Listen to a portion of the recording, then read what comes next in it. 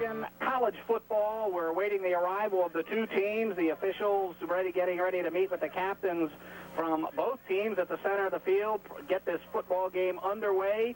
NCAA Division II quarterfinal action, and here comes the Huskies of Bloomsburg University wearing their home maroon uniforms with gold numerals and white names donning the back of the uniforms, a white BU on the maroon helmets of the Huskies of Bloomsburg. Awaiting the Timberwolves of Northwood University. The Huskies of Bloomsburg, as I said, lost their first two games of the season to Carson Newman and then were upset at Shippensburg. Since then, the Huskies have been nothing short of spectacular. Wins over Lock Haven, Cheney, Westchester, Indiana, PA, East Stroudsburg, Mansfield, Millersville, Kutztown, and Slippery Rock, and then a week ago in the playoffs over Saginaw Valley. And let me tell you what, all the way up to that Millersville game in week number 8, it wasn't even close.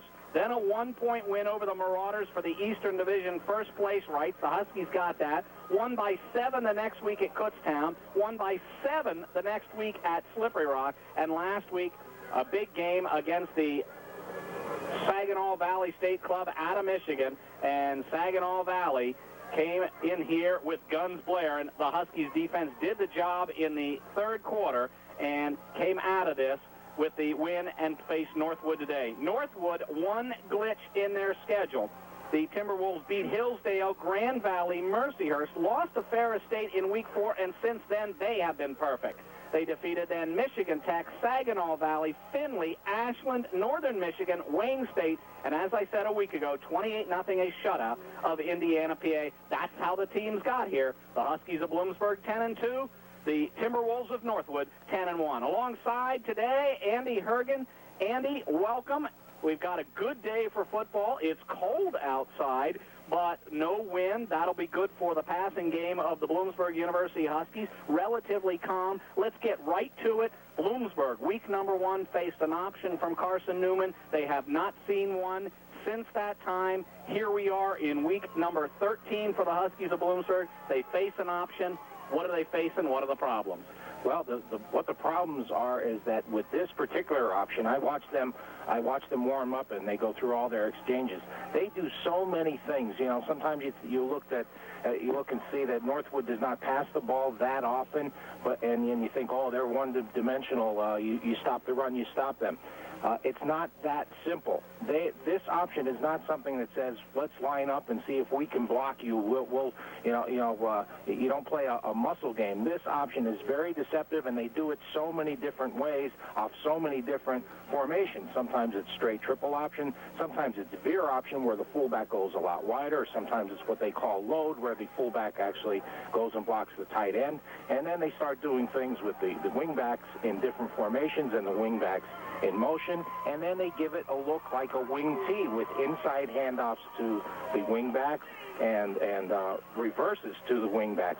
So there is really a lot to defend. It's not a simple thing, and it's an offense in which, you know, Bloomsburg's defense is known for their pursuit and their hustle, and they can actually make you pay for that. It sounds crazy, but you start over pursuing and not just thinking responsibility in this offense. They'll pick up on it and run something misdirection-like that'll make you pay for it, or we didn't even get to talk about the play-action pass and the kind of things that they do off of that.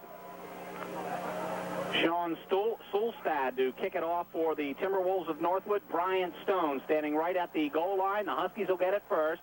Northwood won the toss. They've deferred to the second half, and Schulstad high, end over, and it'll be Stone right about his 4-yard line. Out over the 10 and the 15. 20, 25, 30, still on his feet. Good return by Brian Stone. The Huskies special teams start as good as they finished a week ago. Brian Stone all the way out over the 40-yard line of Bloomsburg University, and the Huskies will have good field possession for their first possession of the afternoon. We'll check the spot on the far sideline. Stone ran away from us. We'll give you that Northwood defense as soon as we get the opportunity. Let's call it the 44-yard line of Bloomsburg. That's where the Huskies will have it. Eric Miller will bring his team to the line of scrimmage. Doug Werners, the fullback. Marcus Glaze dots the I at the tailback position. Terrell Johnson with Mike Loco inside in the right. Glaze will come off this right side in good pursuit by Northwood defensively. Number 59, Tony Theobald. Now, we'll call this a flex 50, and we'll get to that to Andy in a little while. The tackles up front are 40 Joel Stump and 94 Nick Callis. The middle linebacker Theobald just made the tackle. The outside backers are Tony Johnson and John Salmon. The inside backers Ryan Brown and Steve Benzing. In the secondary, Gary Tisdale and Matt Jackson on the corners. Noddy Lubin and Dean Gear are the safeties. Gear at the strong safety. The play goes to the 46-yard line, so Glaze gets 2. It'll be 2nd and 8 for the Huskies from the 46. This time it'll be Glaze left side. Great play up front. Number 93, John Salmon, the Michigan State transfer at Northwood. He makes a big play on Marcus Glaze on the loss. Will go back to the 44, so Glaze loses 2 on 2nd down. Now, Andy, we talked about this flex 50, 5 linebackers, but Theobald goes up and plays on the nose, and then he backs off as a linebacker. Odd defense. Very odd. And on 1st down, they had 2 people in the down position, and 2nd down, they had 4 people in the down position. 3rd and 10 now for the Huskies from their 44. Miller rolls right, has his man in Northwood territory. Mike Lelko, and it'll be 1st down. Huskies, they'll move the chains. So Eric Miller to Mike Lelko all season long. It's been a great combo, and it goes all the way to the Northwood 42-yard line. 1st and 10 Huskies.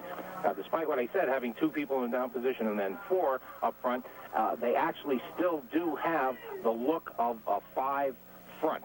And in terms of Bloomsburg's blocking schemes and their roles, it is like blocking an odd defense. Backs in the eye, both receivers, Johnson and Lelko to the left of Eric Miller. The play will go to the left side, now cuts it back to the right, and good job by Theobald and others up front for Northwood. Nick Callis also in on the tackle. So Marcus Glaze picks up just a couple. We'll call it inside the 40, give him a generous 3. We'll call it 2nd and a long 7 from the Northwood 39-yard line. Just underway, first quarter play, NCAA quarterfinals, Division II. The Huskies of Bloomsburg, Pennsylvania, the Timberwolves of Northwood, Michigan. Backs in the eye. Miller will roll to his left. That's where his receivers were. Cox then tucks it back. Now has his man Lelko right by the sticks again.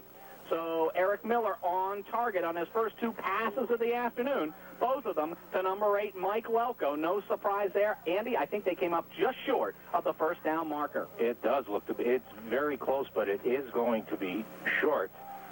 Interesting call. We'll have an interesting call here on 3rd and short. That time, Miller sprinting to his left and had really a lot of time with that sprint out route, and that's what allowed Lelko to break free. Just inside the Northwood 32. 3rd and 1. Double tights now. Brian Sullivan, Alan Lechthaler come to the right side. That's the way the Huskies will go. Not much of a surge there. Now, Glaze didn't need much. When the Huskies go into that short yardage situation, Andy, they bring in the double tights. They started on the left side. Sullivan and Lechthaler came this way. No bones about it. They're telling you what they're doing, and they're going right at you. They went right at them, and they were stacked up initially, but Glaze with the textbook keep the legs churning type thing really squeezed out maybe an extra 2 feet, and that's what allowed him to get the 1st down.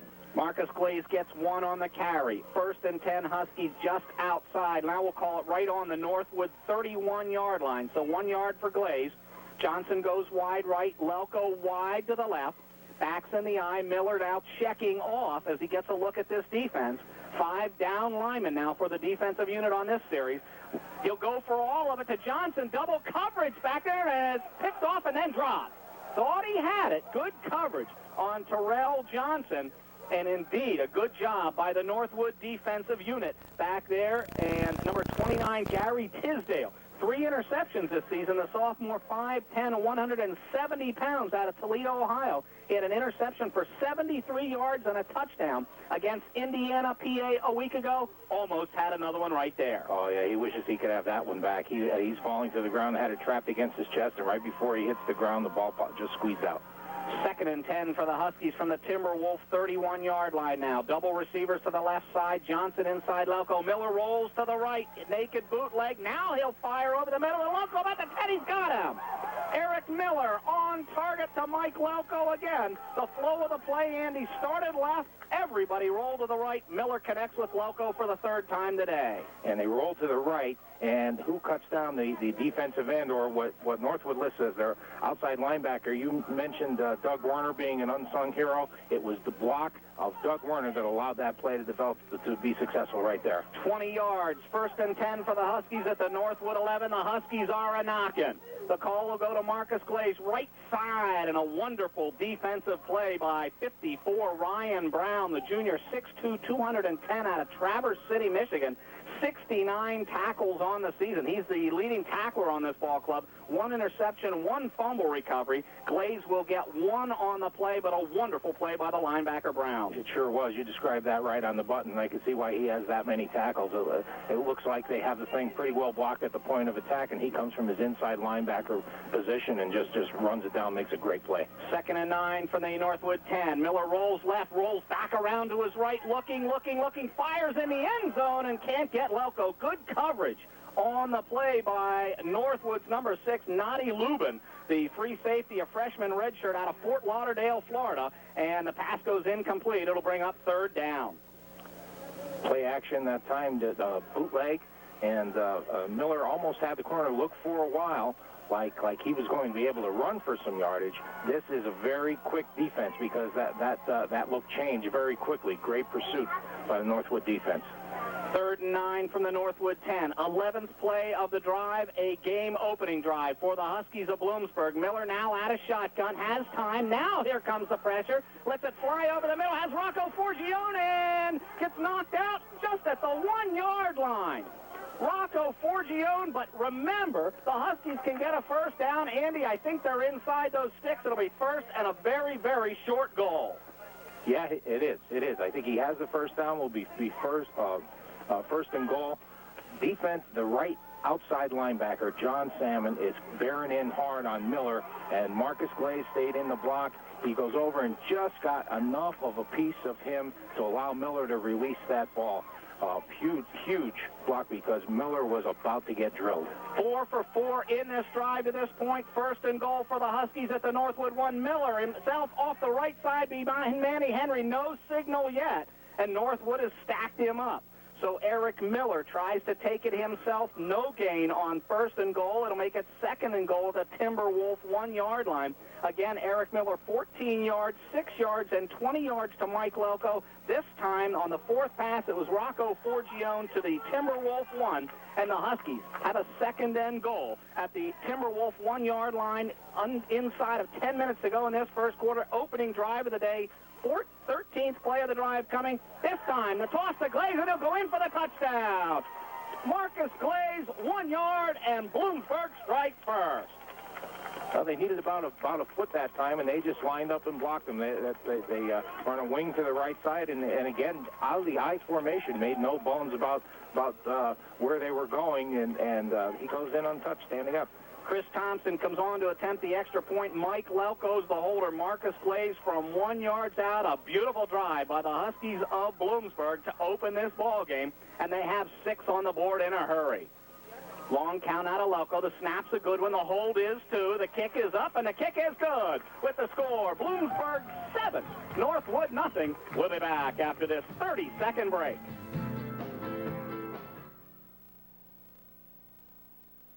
Andy Hergen, Robert B. Redmond Stadium, Bloomsburg. Impressive was the drive. 13 plays, 56 yards. Bloomsburg with Marcus Glaze going the final yard. 9:35 to go. First quarter play, 7-0. Bloomsburg on top. Andy, they ran it, they passed it. That was the Bloomsburg offense, and it was indeed impressive. It is impressive, and the Northwood defense is something that's, again, very interesting to watch. You know, I'm talking about people getting in down positions and then other times being standing. I think it takes a certain kind of athlete to be able to play in that kind of defense. You know, you have to be big and strong enough to be able to work out of a down position, yet you have to be standing, you have to be able to run, and they do all kind of different things in pass coverage, but Bloomsburg had all the answers on that drive. Zach Quigley on the kickoff now. Purnell Jackson about his 10-yard line gets the corner out over the 30 and the 40 and out near midfield. So Northwood by Purnell Jackson with a 41-yard return will start in Bloomsburg territory. He got the ball right about the 10-yard line. He'll go to the Bloomsburg 49-yard line. So Purnell Jackson with an impressive kickoff return, and it'll be the Bloomsburg 49s where we'll call it. Now, this option offense, remind you, the Huskies have not seen it since week number 1 against Carson Newman. Ron Hunter comes wide to the left. double wing. The lone back is the fullback, Bryant Lawrence, behind the quarterback. Now the man comes in motion, and the handoff straight ahead. No, the option play now out here to Scott Debs, and a good job stringing it out by Toye Berry. Let's give you that Bloomsburg defense for the Huskies. Jim Lanigan, Dwayne Davis, Brian Sims, and Aaron Bordas up front. The linebackers are Greg Roskus, Matt Keys, and Jeremiah Dyer in the middle. The corners are Rudy Garcia and Luke Murray. The free safeties, Trent Flick, and the strong safety, Toye Berry, forced Scott Debs out of bounds. Will give Debs 1 yard on the play, 2nd and 9 from the Bloomsburg 48-yard line. The first look for the Huskies on that option. Now Pernell Jackson in there at one of those wingback positions. Bryant Lawrence again behind the quarterback, Jason Markin. Jackson comes in motion. Again on the option, down the line will be Jackson. And again, Trent Flick coming up for good run pursuit along with Luke Murray. And Jackson will pick up a short gain. Now they try to come back to the short side of the field that time. On first down, Rudy Garcia does a great job with the pitch man coming from his corner position. This time, Trent Flick, being on the short side, comes inside out from his safety position to cover that pitch man. Now, eventually, with defensive backs covering that pitch man, you're going to see some kind of play action. More yards than I thought, 4 to be exact. 3rd and 5 for the Timberwolves at the Husky 44. Now in motion the other way will be option to the right side. The pitch will go to Glennie Cross. He has room inside the 40 to 35 and knocked out of bounds over there by Trent Flick. But Glennie Cross, the leading rusher for the Timberwolves of Northwood, his first carry of the day. It's a successful one. He picks up first down yardage. Well, it's a successful one, and here's another thing with their option. That time, Glennie Cross keeps his pitch relationship after they cross the line of scrimmage. So Jason Martin crosses the line of scrimmage. Your tendency is to come to tackle him, and he still pitches the ball a couple yards downfield. 11 yards for Cross. 1st and 10 at the Bloomsburg 33. Wing backs again, both sides. Lone back is Bryant Lawrence. Now straight ahead to the fullback Lawrence, and he picks up some real good yardage. He's a bull, is Bryant Lawrence. 6 foot, 245-pound redshirt freshman out of Redford, Michigan. 554 yards and 5 touchdowns on the season. This one goes all the way to the 27, 6 yards for Lawrence. Now, and that's going to set up what you're going to see, what we call trap option or counter option, running a quick trap with the fullback straight ahead. That time for, as you said, very good yardage. Hunter goes wide to the right, and a receiver as well wide to this left side. That's the tight end Calvin Hughes split out. Now Cross in motion. Rolls back to pass is Martin, and he'll go to a man wide open inside the Bloomsburg 5, and he'll fumble into the end zone. No, the ball is down, and he connects with his man wide open over there, Scott Debs, I believe. We'll check it. So Martin on his first pass play of the day. The Timberwolves set it up very, very nicely, and he hits Scott Debs, and the pass goes from the 27 to the Bloomsburg 1, 26 yards. Andy, they set it up perfectly with that option. Yeah, they really did. You know, right away, the Bloomsburg defense with that good pursuit and beginning to get aggressive, stopping the run, and they got him wide open. That fumble, that's the kind of play, if it was in professional football, that would be reviewable. That was really close. Martin now under center. To the left side, Bryant Lawrence bounces off a couple people, and he'll stay on his feet and get in the end zone for a touchdown. Bryant Lawrence, 1 yard, and Northwood answers the Huskies' drive very, very quickly. Well, Bryant Lawrence looks like to be the guy in short yardage, 245 pounds. He was hit hard at the line of scrimmage and just kept going. 1 yard for Bryant Lawrence, 6 plays for the Timberwolves, and they'll look to even it right here.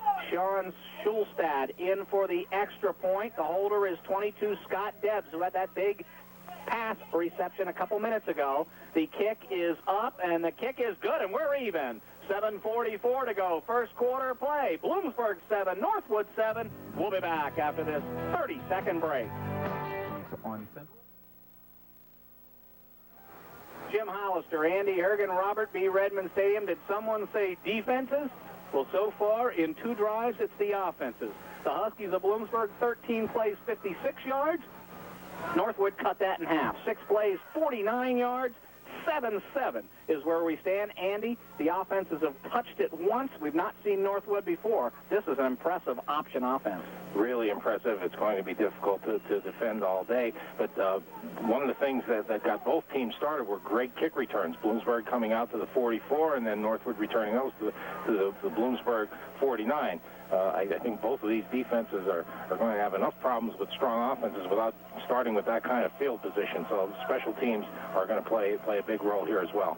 Schulstad to kick off again. Brian Stone will go back and field it about 2 yards deep in the end zone. He'll bring it out over the 10 and the 15 and the 20. Cuts it back out over the 30 and the 35, and near the 40-yard line goes Brian Stone from 2 yards deep. He gives the Huskies pretty good field position again. Last couple of weeks, these Bloomsburg deep in the end zone, and it had some serious hang time to it. That thing was boomed, and here we are still out at the 38-yard line. Great job of blocking, great job of running. First and 10 for the Huskies, their own 38. Backs in the eye, double receivers, left side, Johnson and Loco. It'll be Glaze. Left side has a little bit of a hole and makes the most of it out over the 45-yard line. So the ball came loose. Mike Lelko fell on it, but the officials had already whistled it dead. So Marcus Glaze gets it out to the Bloomsburg 48-yard line, and we'll call it 9 yards on the play. It'll be 2nd and 1 from the Bloomsburg 47, make that. So 2nd and 1 for the Huskies on the big 9-yard gain by Glaze. Glaze out of the I formation, just a simple wham off tackle, and he gets through there for great yardage. Good blocking up front. Left side now, Glaze will try. Good pursuit by Northwood. I think he'll get the sticks, but a wonderful job up front by Northwood's number 40, Joel Stump. 36 tackles on the season, one of those tackles up front. Junior 6'1", 275. Glaze didn't need much. He got it. 1st and 10 Huskies. And good thinking by Glaze. And he's trying to get the corner. The play was designed outside, but when there's nothing there, his thoughts were to get the first down, and he just lowers his head and goes up inside and gets it. 1st and 10 Huskies from their own 49. Miller now rolling right. That's the way his receivers were. Johnson's open behind the secondary and gets it at the 28-yard line of Northwood. So the first connection of the day, Eric Miller to Terrell Johnson, and it's a big one. It goes down to the Northwood 28-yard line. 21 yards on the play, 1st and 10 for the Huskies. Might have had a little bit of confusion. Great throw. Might have had some confusion in the secondary. The corner, Gary Tisdale, actually let him release to the inside because he thought he had help coming from that safety, and that help was very late arriving. Johnson now goes wide left. Loco's inside, him to the left. Backs in the eye. It'll be Glaze left side behind Werner. Has some room inside the 25, down near the 22. So this Bloomsburg offense right now clicking on all cylinders. They are on the march again. Remind you, 13 plays, 56 yards, and a touchdown on their first possession. Now they're at the Northwood 22-yard line. 6 yards for Marcus Glaze. And they're attacking that same area behind Chris Mullen and Sean Fluso, again for good yardage. They keep running to the left. Backs remain in the eye. Both receivers, Loco and Johnson, to the left side. Loco inside of Johnson. Brian Sullivan, the tight end to the right side. They'll go left. He'll try the outside. Now cut it back in. Good job. Defensively, John Salmon out there for the Timberwolves of Northwood University. Good job of pursuit by the Timberwolves.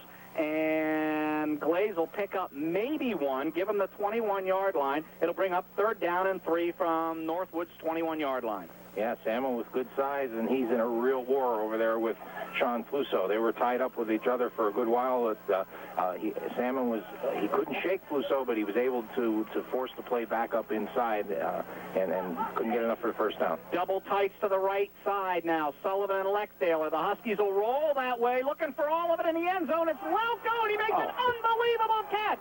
Had a man hanging all over him. Gary Tisdale pushed him off with the right, caught it with the left. Unbelievable. The Huskies have 6 more. And to top all that off, he lost his footing. He turns back to plant to get in position to kind of box him out, and his right foot just kind of kicks out from under him, so he's falling down, and he's got him hanging all over him. How he catches that ball. Intense concentration. Mike Lelko is just something else. 21 yards, and the Huskies jump back on top. They've had it twice. They've scored twice. Chris Thompson on to attempt the extra point. Loco's the holder. The snap's a good one. So is the hold. So is the kick. 14-7 Bloomsburg. 4:48 left in the first. We'll be back after this 30-second break.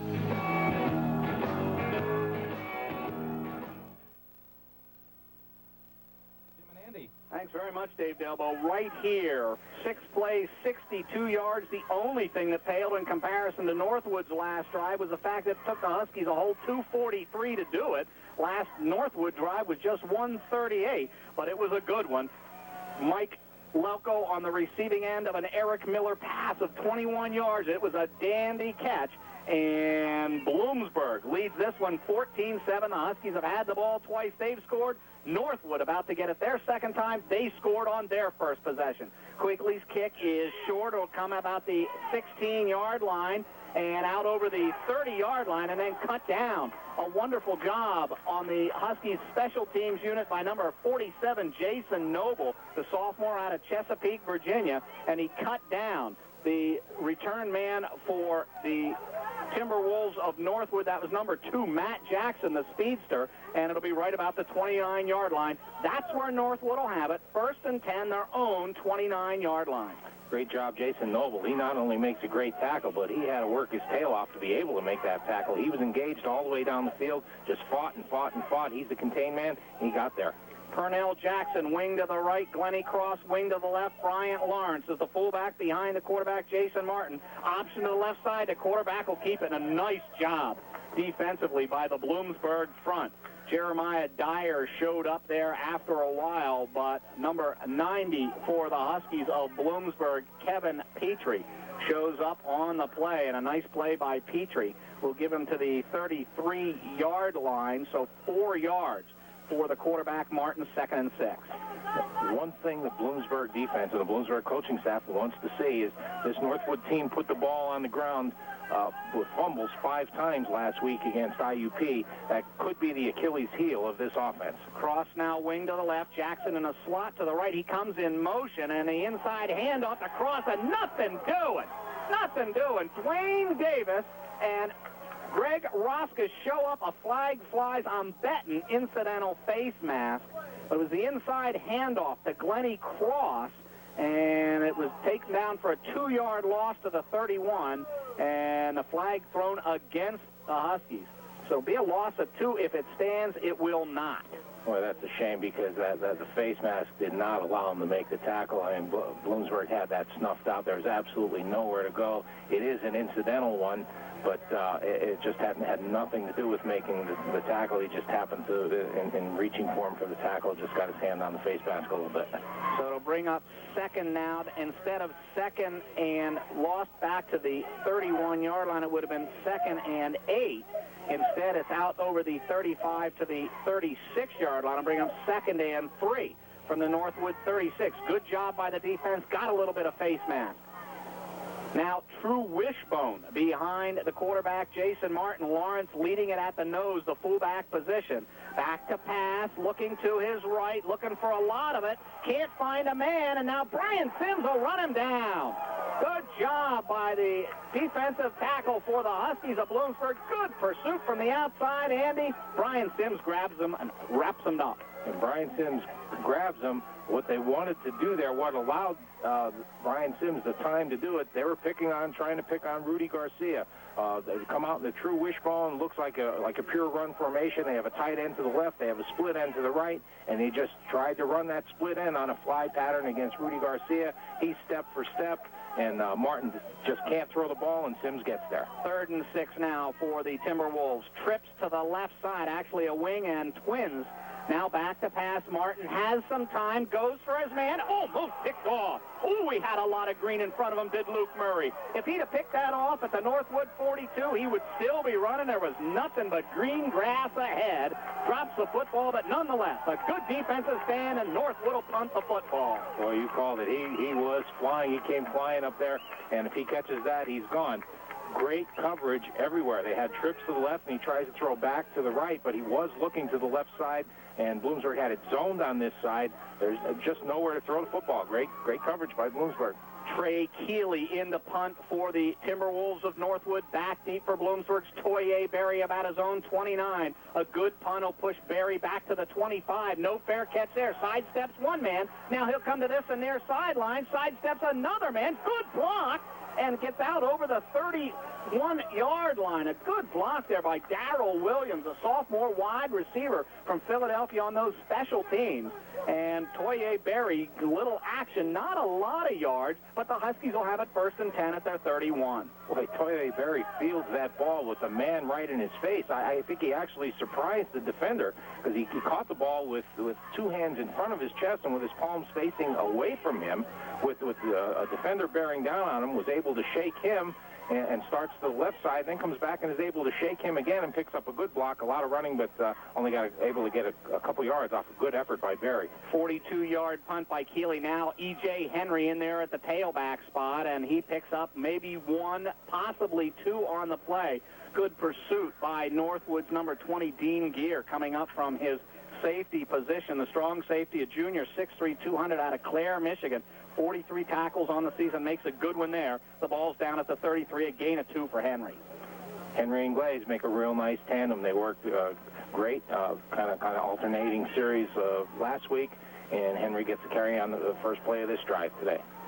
Inside of 2 minutes now to go. First quarter, trips to the right side. Eric Miller stumbles, gets his feet, gets his man loco over the 45 into Timberwolf territory inside the 45-yard line.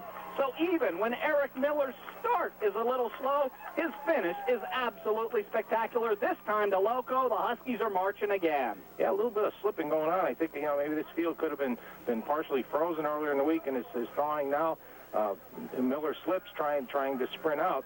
Lelko gets open, makes the catch, and fakes the first defender. When you make that first guy miss in this kind of coverage, that allowed him probably an extra 20 to 25 yards by making that first guy miss. Backs in the eye. This time it's Jamison McLaughlin in at the fullback spot, and he bowls ahead for a couple. So Jamison McLaughlin gets his first carry of the afternoon, and actually the first carry of the afternoon out of the fullback position.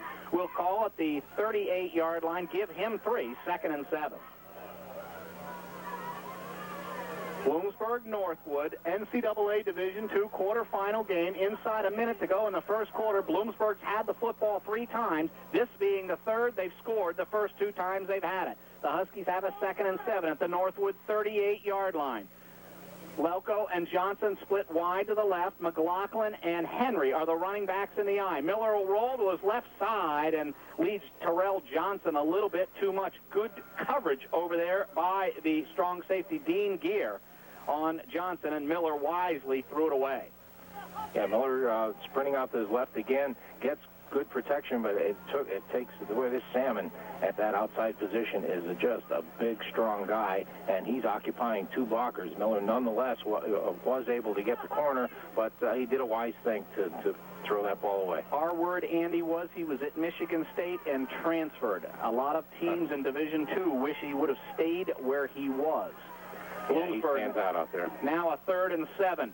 Miller pump fakes, and then shovel pass to Glaze, bounces off some people inside the 35, down near the 30, and that was a play made by Marcus Glaze. Oh, boy, some people had him wrapped up. Dozens, they don't do it, and Marcus Glaze on the shovel pass from Eric Miller, and the Huskies' march continues.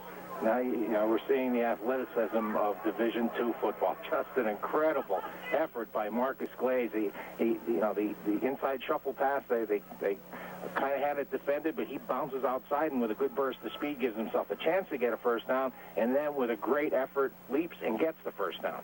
9 yards on the shuffle pass. 1st and 10 at the Northwood 29. Aristine Henry picks his spot left side, and not much doing there. Joel Stump getting off the bottom of that pile, and a good job defensively up front along with Tony Theobald. And that middle linebacker, Theobald, 15 tackles a week ago against Indiana, 44 in the regular season. And that'll do it for the first quarter play, and it was a good one for the Huskies of Bloomsburg. Bloomsburg 14, Northwood 7. We'll be back after this 30-second break.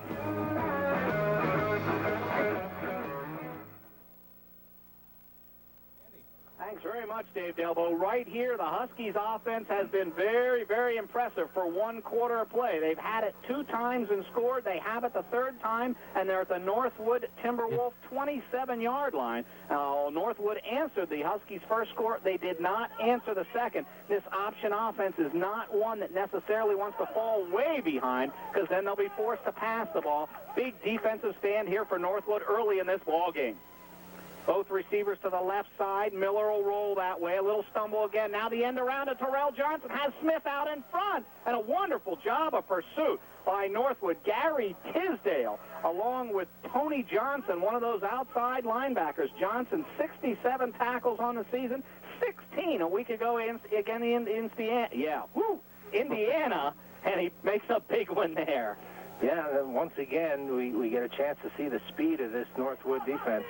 They ran that reverse, and it just looked like nothing but acres of real estate in front of them, but great recovery and pursuit to minimize that game. Hard play for them to defend, harder play for me to call.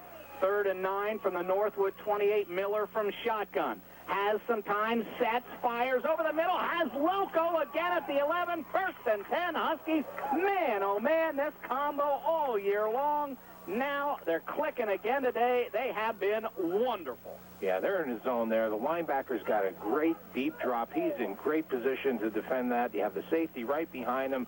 Lelko comes flying in. What a perfect pass by Wilson. Threw the ball the only place he could for that to be a completion, and Lelko goes and gets it right between 2 defenders. Great throw. Eric Miller to Mike Lelko, 18 yards, 1st and 10, just outside the Northwood 10. They can get a first down. They're not looking for that. Now to the end zone to Lelko. Touchdown, Bloomsburg. Eric Miller, 10 yards to Mike Lelko, and the Huskies build the lead. Boy, Lelko is something else. He does everything that a receiver is taught to do. They can't cover him right now. I mean, his right there just runs and out to the end zone, and they just can't cover him right now. 13:44 still to go in the first half. The Huskies have had it 3 times. They've scored 3 times. 20-7 Bloomsburg. Chris Thompson on to attempt the extra point to extend this Bloomsburg lead to 2 full touchdowns. Loco's the holder. The snap's a little high. He gets it down. The kick is up, and the kick is good. Bloomsburg 21, Northwood 7. We'll be back after this 30-second break. Hollister, Andy Ergen, Robert B. Redmond Stadium. 13 plays, 56 yards. 6 plays, 62 yards. And now 9 plays, 69 yards. Those, the Bloomsburg scoring drives. They've had it 3 times. They have 21 points on the board. Right now, Andy, you said clicking. Man, did you mean it? Eric Miller, Mike Lelko, and just about everybody else offensively for Bloomsburg. Yeah, they just could not be more impressive with mixing the run and the pass. Miller is as sharp as could be. And earlier in the week, I'm thinking about this game, and Tuesday and Wednesday, and the chances that I had to be outside, particularly on Tuesdays, the wind so gusty and so cold, but such a strong one. I'm thinking, how in the world are they going to throw the ball? It's relatively calm today, and Wilson is as sharp as could be. Now Zach Quigley on the kickoff. The short man will come up and field it there. It's Jackson about the 10, the 15, the 20, out over the 25. Good job defensively by the special team. Now this is a talented Northwood offense, and it's time to get that option churning. The Timberwolves came out and were very impressive on their first possession. They went 6 plays, 49 yards. Remind you that a Purnell Jackson return on the kickoff of 41 yards gave Northwood great possession at the Bloomsburg 49. The offense was impressive. They got in on a Bryant Lawrence 1-yard touchdown. Now they have the football. 1st and 10, and actually they don't have the football. We'll wait for the umpire to show up with it, and we'll call it the Northwood 32-yard line. That's where the Timberwolves will put it in play. They have to start answering right now if the Bloomsburg offense is not going to be stopped. Wing to the left, Twins to the left side. Now Glennie Cross in motion. Now he'll go back to the left. Option and nothing do it. Mike Polinsky read it absolutely wonderful and wrapped up Martin for a loss. Yeah, that time, that's another thing they do out of this is fake to the fullback, and then Martin just kind of gets on his hip. He got the big man Lawrence in there running at fullback, and Martin just tries to follow him. Great defense by the Husky, nothing doing. Martin fortunate to get it back to what we'll call the line of scrimmage, actually about a maybe quarter-yard loss on the play. It'll bring up 2nd and 10 now from the Northwood 32. Hunter goes wide left, Wishbone now with Debs and Cross behind the fullback, Bryant Lawrence in the true Wishbone. Long count on the option, right side, Glennie Cross. Good pursuit again by the Huskies. Trent Flick and Luke Murray knock him about the 32-yard line again. So the play started actually back inside the Bloomsburg 28, so I was a little less than generous. We'll give Glennie Cross 4 yards on the play. That play started at the 28. Now we'll call it 3rd down and 6 from the 32-yard line. Number 55, Mike Belinsky, that time coming down on Martin and does a good job drilling him after the pitch, and we get good support from the secondary. That gives us, like you said, about a 3rd and 6 here. Big play. Double wing, Cross to the left, Purnell Jackson to the right. Now he goes in motion to the left side. Lawrence the lone back now. Martin will roll to his left looking to pass, lets it fly and gets Hunter about the 47-yard line. So a wonderful connection, that talented receiver out there, Ron Hunter. We talked about him in our pregame. This season, 41 catches, 925 yards, and 9 touchdowns. The junior 6'2", 210 out of Detroit. And it's a 1st down for the Timberwolves. That ball was in the air a long time. Belinsky just got done talking about Mike Belinsky, and he showed up and drilled Jason Martin just as he was releasing the ball, and that ball really kind of floated, but allowed it to float just over the defender for a 1st down. 14 yards on the pass play. Now double wing again, that look. The option play to the right side to the pitch man, Cross. He'll get the corner, keep his feet, and get inside the Bloomsburg 45 down near the 40. So a good job now by Jason Martin, run down by Jeremiah Dyer, one of the linebackers, but we'll give him the Bloomsburg 40 and another 1st down for Northwood. Great pursuit by Jeremiah Dyer. He's got to come a long way from his inside linebacker position to make a tackle at the sideline. That time again, they keep the pitch relationship about 5 yards downfield before Martin pitches it, and Rudy Garcia fought off his block pretty well, but just couldn't come up with the tackle. Great hustle by Dyer. Back-to-back 14-yard gains for the Timberwolves of Northwood. 1st and 10 at the Bloomsburg 40. Wing to the right. Martin, quick drop, gets to the out man, the Bloomsburg 40, and inside the 35-yard line there for the Timberwolves. Jason Abbott, a junior, 5'10", 175. He listed as the backup to Hunter at that split end position, and he made the catch. 11 catches this season. This one a week ago against Indiana, but that one goes to the Bloomsburg 34-yard line, 6 yards, Martin to Abbott. That time Abbott just runs a hitch. Makes you wonder if they wouldn't set up if Abbott could possibly throw the ball later in the game, although he did. That was not a lateral. It was a forward pass. 2nd and 4 from the Bloomsburg 34 for Northwood, trying to answer the Bloomsburg score. Bloomsburg on top, 21-7. Now on the option to the right side. Cross was a man in motion, almost wrapped up by Toye Berry, and then battered out of bounds by Trent Flick. So the Huskies, good job of stringing it out, and we'll check the spot, and indeed, they move the sticks again. 1st down, Northwood. Yeah, it was a good job by Toye Berry there, Jimmy. He made him run laterally long enough for some help to get there, or that could have been even a much bigger gain. 5 yards for Glennie Cross on the option play. 1st and 10 for the Timberwolves, the Bloomsburg 29-yard line. 11:41 to go in this first half of play. Bloomsburg's had it 3 times, scored 3 times. Northwood's had it 3 times. This their 3rd. They've scored 1 of their first 2. 21-7 Huskies. Now Scott Debs goes in motion from the slot.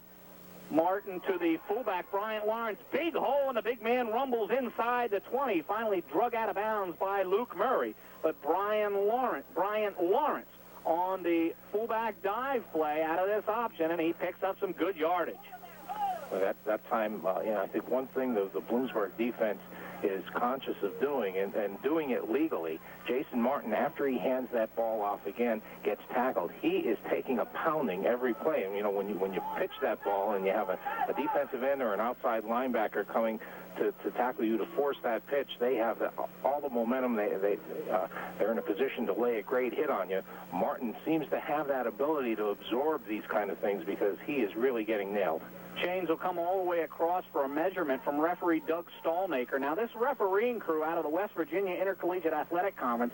Stallmaker's the referee, Richard Messenger the umpire, Tom Moots is the head linesman, the line judge is Brian Mills, the field judge is Jeff Martin, and the side judge is Gary Hughes, as I say, out of the WVIAC.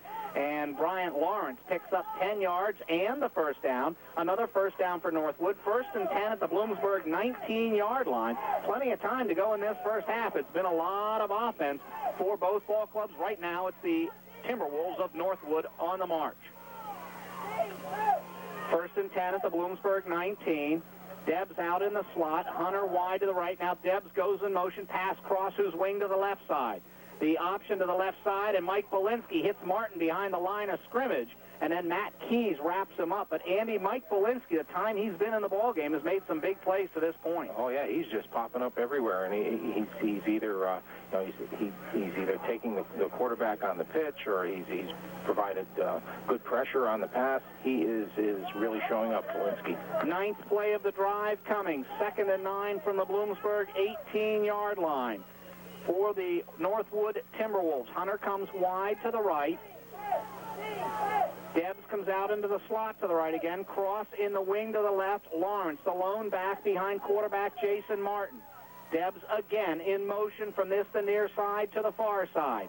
Option play to the right side, and Fran Greger does not bite. Martin showed the football to Glennie Cross and hung on to it, and Fran Greger hung on to the quarterback Martin, and he gets actually about 3 yards to the Bloomsburg 15. Great job by Fran Greger. Yeah, it sure was. He tried to get him to lean toward the pitchman, even though quarterback was his responsibility, and Greger just wasn't buying it. 3rd and 6 now for the Timberwolves from the Bloomsburg 15-yard line. Give Martin 3 yards on that play, and timeout Northwood. We'll take one, too. 21-7 Huskies, 10-17 left in the first half. We'll be back after this 30-second break. Jim. Thanks very much, Dave. Right here, Bloomsburg took the timeout. The ball sitting right about the Huskies' 15-yard line. When we get back to action, Northwood will have a 3rd and 6 at the Bloomsburg 15-yard line. So the Timberwolves with a big play coming in this first half. They trail in this ball game by a score of 21-7. They're trying to answer the Bloomsburg score. Now the play clock running down, and Martin quickly gets his team to the line of scrimmage. Play fake to Lawrence, throws it, and almost picked off by Trentwick, and then an outstanding interception by Luke Murray in the back of the end zone. Flick tipped it, Murray tipped it, stayed with it, makes the interception. The Northwood drive is thwarted. Stayed with it is the word. What a job by Murray. The ball gets tipped twice, and now he really has to be concerned about keeping his feet in bounds, just like a receiver would at the back of the end zone. So he gets there, gets 2 feet just in bounds, and is still able to keep his concentration by staying with it to come down with that first turnover of the game, and that's a huge one. Now I understand all those crazy tip drills they do in practice. That certainly was one there, tipped by Flick, tipped by Murray, and then brought down and did the wide receiver thing with his toes, reminiscent yesterday of Randy Moss against the Minnesota Vikings. Now Aristine Henry on first down for the Huskies from their own 20-yard line. But boy, oh boy, Luke Murray, not only the presence of mind to tip it and then catch it, but also to keep his feet in bounds at the end line and makes the interception and gets credit for it. On first down, Henry picks up 4 yards to the 24-yard line. Bloomsburg's offense has it again. They've scored the 3 times they've had it to this point. Still trying to work that left side on the ground. 1st, 2nd, and 6 now for Bloomsburg from their own 24. Quick drop for Miller over the middle to Loco, and he gets him by the ankles and then finally drugged down in Northwood territory. I'm telling you, on that slant pattern, Andy, he was one shoelace from being gone, and what happened was the man, Noddy Lubin, the free safety, got him by the ankle, and then Matt Jackson, the corner, caught up with him, or Mike Lelko is standing in the end zone right now. Oh, Mike Lelko continues to impress. His cuts are so sharp, his routes so precise. I said they couldn't cover him. Now they also can't tackle him. Almost broke that one. Miller to Lelko, 29 yards, 1st and 10 Huskies at the Northwood 47-yard line. Now straight ahead on the play to Jamison McLaughlin, the fullback, and McLaughlin will get it down to the Northwood 41. We'll actually call it the 40, just outside the 40. 7 yards on first down, second and a long 3 from the Timberwolves 40-yard line. Andy, right now, Northwood in big trouble if they cannot put the brakes on this Bloomsburg offense. Yep, 21-7, and the Huskies moving. They need to stop here. McLaughlin now on a wing to the right and twins to that right side. It'll be Aristine Henry to the right behind all the meat, and he'll get near the first down yardage. So the tight end, Lex Thaler, McLaughlin, the fullback, all lined up over there, along with the 2 receivers, Johnson and Loco, and the Huskies make no bones about the fact that they were going to the right side, and Henry picks up the first down. We'll call it the Bloomsburg, or the Northwood 37-yard line. I think another thing is going to be interesting to see how this plays out. I mean, we start the game with Werner and Glaze. Now we have McLaughlin and Henry. Defensively, we start the game with Flanagan and Bordas, and then our last defensive series, we talk about the great plays of their backups, Greger and Belinsky. That may serve Bloomsburg well later in the game. Miller now, 1st and 10 on the pass play, has Terrell Johnson inside the 20, and I, during the course of this season, have not seen this Bloomsburg offense any sharper than it is right now. 1st and 10 at the Northwood 19. Yep, the second they give Loco a little more attention, he's got another great receiver who had a great game last week. He had 7 or 8 catches for some big yardage last week, Terrell Johnson, and he does it again right there.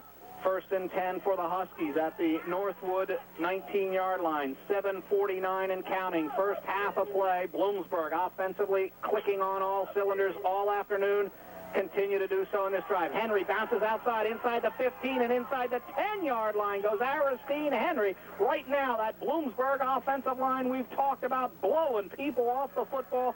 Sean Fluso, Chris Mullen, Matt Russell, Manny Henry, Jeff Smith up front. Huge haul, Aristine Henry to the 9. And with that, Terrell Johnson, who just makes the catch the play before, is blocking downfield and blocking on the corner on that side. Once Henry breaks free into the secondary, the defender on the corner cannot shake Johnson. Great job by him. That's what allowed for another 10 yards. Chains will come all the way across for a measurement again. Remind you at halftime, we'll talk with PSAC Commissioner and NCAA Northeast Region Division II Chair Steve Murray. Some interesting questions for Steve. A little controversy in these playoffs in the early going. Who did and who did not get in, and some other teams about how the committee thinks this will play out, and as we prepare for a trip to the Shoals, Muscle Shoals, Alabama, for the national championship game. Couple games away now. The Huskies and Northwood both trying to win here today to get a matchup against Mesa State of Colorado and Cal Davis winner next Saturday afternoon. Out west is where that game will be played. The play for Henry comes up just short, so it'll be second and a short 1 from the Northwood 9-yard line. That's where the Huskies will have the play coming, so a lot of options here from the 9. But Steve Murray, the PSAC commissioner, and like I say, the NCAA AA Division II Northeast chair, and we'll put some questions to Steve and see if our old friend can answer all of them. Backs in the eye now behind Miller. Johnson wide left, Loco wide to the right. Eric Miller, quarterback keeper behind Manny Henry right side, and Eric Miller will pick up the first down yardage. They just needed just about 2-3 inches. Got it easily, and Miller, when he does that play, there's no question about it. Henry, the 5'9", 274-pound senior out of Berwick, and he has shown all season long. Miller gets the 1-yard. First and goal for the Huskies at the Northwood 8-yard line. Manny Henry, not your typical offensive lineman in Division II at 5'9".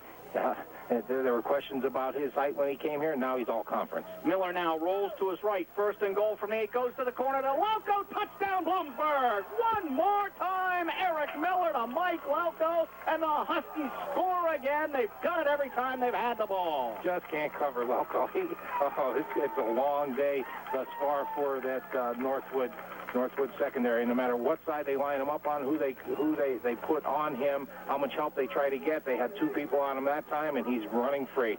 Just can't cover him. 6:52 to go in the first half of play. Bloomsburg's had it 4 times. They've scored 4 times. Chris Thompson on to attempt the extra point to make it a 28-7 lead. Loco's the holder.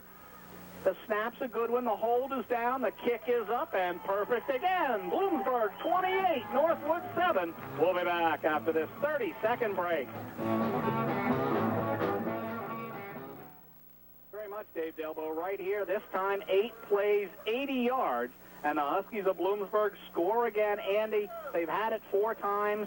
They've scored 4 times. Right now, the only thing that's going to stop the Huskies of Bloomsburg might be the Huskies of Bloomsburg.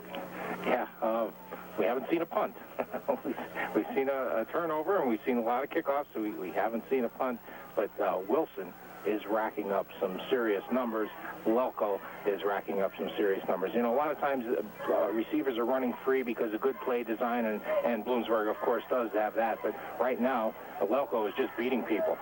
Eric Miller, indeed, having a wonderful afternoon, and the kickoff now goes out of bounds just about the 1-yard line from Zach Quigley. So Eric Miller to Mike Lelko, and they have been spectacular today. Marcus Glaze, a 1-yard touchdown run. Miller to Lelko for 21 yards and a touchdown. Miller to Lelko, 10 yards and a touchdown, and now Miller to Lelko, 8 yards and a touchdown. And Bloomsburg's on top in this one, 28-7. The kickoff goes out of bounds. Northwood will have it 1st and 10 at the 35-yard line. That's where the Timberwolves will put it in play. So decent field position now. They have to start answering the Bloomsburg scores, or the Timberwolves are going to be in deep, deep trouble. Double wing. Cross to the left, Jackson to the right. He goes to the right side. The option will go that way, looking for the pitch man. Defensively, Bloomsburg really now up to the task. Matt Keys, the 6'2", 206-pound sophomore from East Pennsboro High School, runs down the quarterback. Right now, the Huskies playing that option offense about as well as you can defensively. Yeah, and they're putting him in bad situations. And now, you're going to have a 2nd and 10, and that changes a little bit what you can do. The Husky defense is really stepping up here. Ball went out to the right at the 35. There's going to be no gain on the play. A player down, and I do believe it's Jason Martin. Now we'll check the depth chart for the Timberwolves of Northwood. Derek Tyson, a freshman 5'10" out of Wesley Chapel, Florida, is listed as the backup quarterback. So we'll look for someone to start chucking it around on that sidelines and getting their hands warm, because I believe that Jason Martin is the Northwood player down on the far sideline by the 40-yard line. And he's now sitting up, but the trainer's tending to him. Cold day out here. The ground is firm, to say the least, and now they've moved the ball back to the 34, so a loss of 1 on the play, and it indeed is Martin that they'll take off the football field. So 2nd and 11 from the Northwood 34 coming up, and we'll check the quarterback now coming into the ball game. It's another one of the quirks in this offense, and I talked about it last series, that someone has responsibility for Jason Martin every play, and they're illegally putting him on the ground every play. He was absorbing a lot of punishment, took another big hit there. Well, Andy, I'm not seeing Derek Tyson at the quarterback position, so running this option, and he's got Debs, and he stumbles and goes down on his first play from scrimmage. So Scott Debs goes in there as the backup quarterback. Debs, the junior 6', 195 out of Shelby Township, Michigan. So Debs in there now at the quarterback position. The ball goes back to the 33. He lost 1 on the play, and it'll bring up 3rd down and 12 now from the Northwood 33. So a little bit of a change up here. I can't tell you about the change here with quarterbacks because we've obviously not seen Northwood throughout the season, but Scott Debs, the quarterback. Now wing to the left, slot man to the right's Jackson. Now Glennie Cross comes in motion. Brian Sims jumps and flags fly, and Sims is rightfully ticked at himself. It's going to be offsides. Huskies a long count out of Debs. Now, Andy, talk about changing quarterbacks. The cadence also changes, and that can screw up defensive linemen. Yeah, it could. And that time Sims came across cleanly. 3rd and 12 now. Debs, cold on the sideline, also has to come in the game. He's listed as a running back on the roster, but he's obviously played quarterback before just from his entire body language underneath the center. He's obviously prepared to play quarterback, and in fact was going to throw on that play. Offsides against the Huskies. 3rd and 7 now for the Timberwolves. Their own 38-yard line. Double wing. Jackson to the right. Glennie Cross to the left. Bryant Lawrence is the lone back behind Scott Debs. Debs back to pass, quick drop, pump fakes, and now he'll come to this near sideline. Throws it a little high, and Hunter can't get it. Hit by Rudy Garcia, and maybe could have been picked off by Toye Berry. It goes incomplete. It'll bring up 4th down for the Timberwolves. Yeah, the ball tipped high in the air again. It was in the air a long time and kind of a jump ball type thing, and Berry had to look down to see where his feet were because it was so close to the sideline, but it was just too far off the sideline to come down with off of that tip. But good defense by the Huskies. Indeed it was. Trey Keeley on to punt for the Timberwolves of Northwood. He's standing about his 24. Toye Berry deep for the Huskies of Bloomsburg, right about their 26-yard line. Bloomsburg looking like they're coming. The rush comes, and Keeley gets it away. That's a low wobbler, and it'll bounce now Northwood's way and be down inside the Bloomsburg 32-yard line at the 31.5. That's where Bloomsburg will put it in play. The Huskies have the football for the 5th time today, and they've scored the first 4 they've had it. The offense to this point in the ballgame has been absolutely wonderful. They've scored 4 times. They lead this one 28-7. Low punt on that one because of a good surge by Bloomsburg. They were going after it, and he had to get it off a little quickly, and didn't get much on it. 30 yards on the punts, about 8 or 9 of them at the end on the roll. Miller now with the backs in the eye. Low goes wide. Lefty has 3 touchdown catches already today. They go the other way to Terrell Johnson, jukes and jives, and jumps out of bounds about the 40-yard line. So Eric Miller on target. If they're going to give him that much of a pad, the Huskies will be very, very happy to take it down the field with those short passes. So right now, this Northwood defense really up against it. Reminds you, a week ago, Saginaw Valley really tested the Bloomsburg offense, and the last stand of the first half was a real signal when the Bloomsburg defense stopped Saginaw Valley, and then the Bloomsburg defense played a very, very good third quarter. So don't count these Timberwolves out just yet. 9 yards on the pass play to Johnson, 2nd and 1 from the Bloomsburg 41-yard line. Backs in the eye behind Miller. Receivers right and left. The call goes straight ahead to the fullback, Doug Werner, and picks up a beauty of a gain inside the 45-yard line. Andy, I thought he was stopped at the line of scrimmage. He did the tailback thing. He kicked it outside and took some folks with him. He did, and he comes back in the game nice and fresh, runs hard with great effort for a good gain. I think Bloomsburg is doing some things at the line of scrimmage according to what they see. On first down, Gary Tisdale was a good 10 yards, as you just described, off of Terrell Johnson, so they just get it to him underneath and come back with a quick trap to Werner. Offense still clicking. Quick trap for 17 yards. 1st and 10 for the Huskies from the Northwood 42-yard line. Miller to the tailback Glaze, and not much doing there. Good job by the Northwood defense that time. Tony Theobald and Tony Johnson show up to make the tackle along with Ryan Brown. The ball goes to the 40-yard line, so Marcus Glaze picks up 2 yards on the play. It'll be 2nd and 8 from the Northwood 40-yard line. 28-7 is the Bloomsburg lead. 3:45 and counting to go in this first half of play. Bloomsburg all over Northwood right now. The offense has been absolutely spectacular. Twins to the left side now. Miller will roll to his right looking for the tight end Sullivan. He's covered and tipped and knocked away, and Brian Sullivan almost came up with one of those loco-type catches.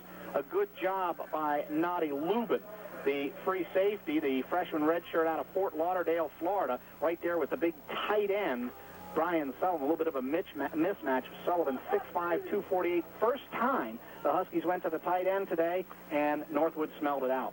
You know, it was the first time, and Lelko is lined up in the slot on the left side inside of Terrell Johnson, and there was a lot of screaming and yelling in the Northwood secondary prior to the snap of the ball. There was some confusion on that side, but the play call was sprint away to the tight end side to try to get everybody involved in the offense. Miller out of shotgun now. The rocket screen to Rocco Forgione, 15 yards a week ago. And, boy, a collision, and the collision was not Rocco Forgione. They tried to sandwich him, Andy. He ducked. 2 people hit. And Ryan Brown is down for the Northwood Timberwolves. Oh, yeah, Ryan Brown really took the bad end of that collision. Good hands by Rocco Forgione, and to catch the ball out away from his body, catches it very cleanly, and heads upfield, and he ducks, and 2 Northwood defenders just rail each other, and again, Ryan Brown really took the bad end of it, and he's down. 6 yards on the play. It'll bring up an interesting situation, Andy. 4th and 2 at the Northwood 34-yard line, and Bloomsburg has not been stopped to this point. This is the first time that they've really been tested in their offense. Interesting call coming here, 4th and 2 with the injury. They have plenty of time to talk about what they might do. I don't see the punter. No, I don't see him either, and 3:16 left in the half, and that may factor into their decision of whether to go for this too. And they are going. Here comes Miller. Could very well put it away right here. Now we see Alan Lexthaler come in. Brian Sullivan's already in there. So double tight ends. Now a week ago against Saginaw, they went double tights to one side, went the other way, and easily got the first down. 4th and 2 for Bloomsburg, coming from the Northwood 34. Lexthaler and Sullivan are the tight ends to the left side. They'll stay on the left side, and Eric Miller will call timeout. Doesn't like what he sees. We'll take 1-2. 28-7 Bloomsburg. 2:51 left first half. We'll be back after this 30-second break.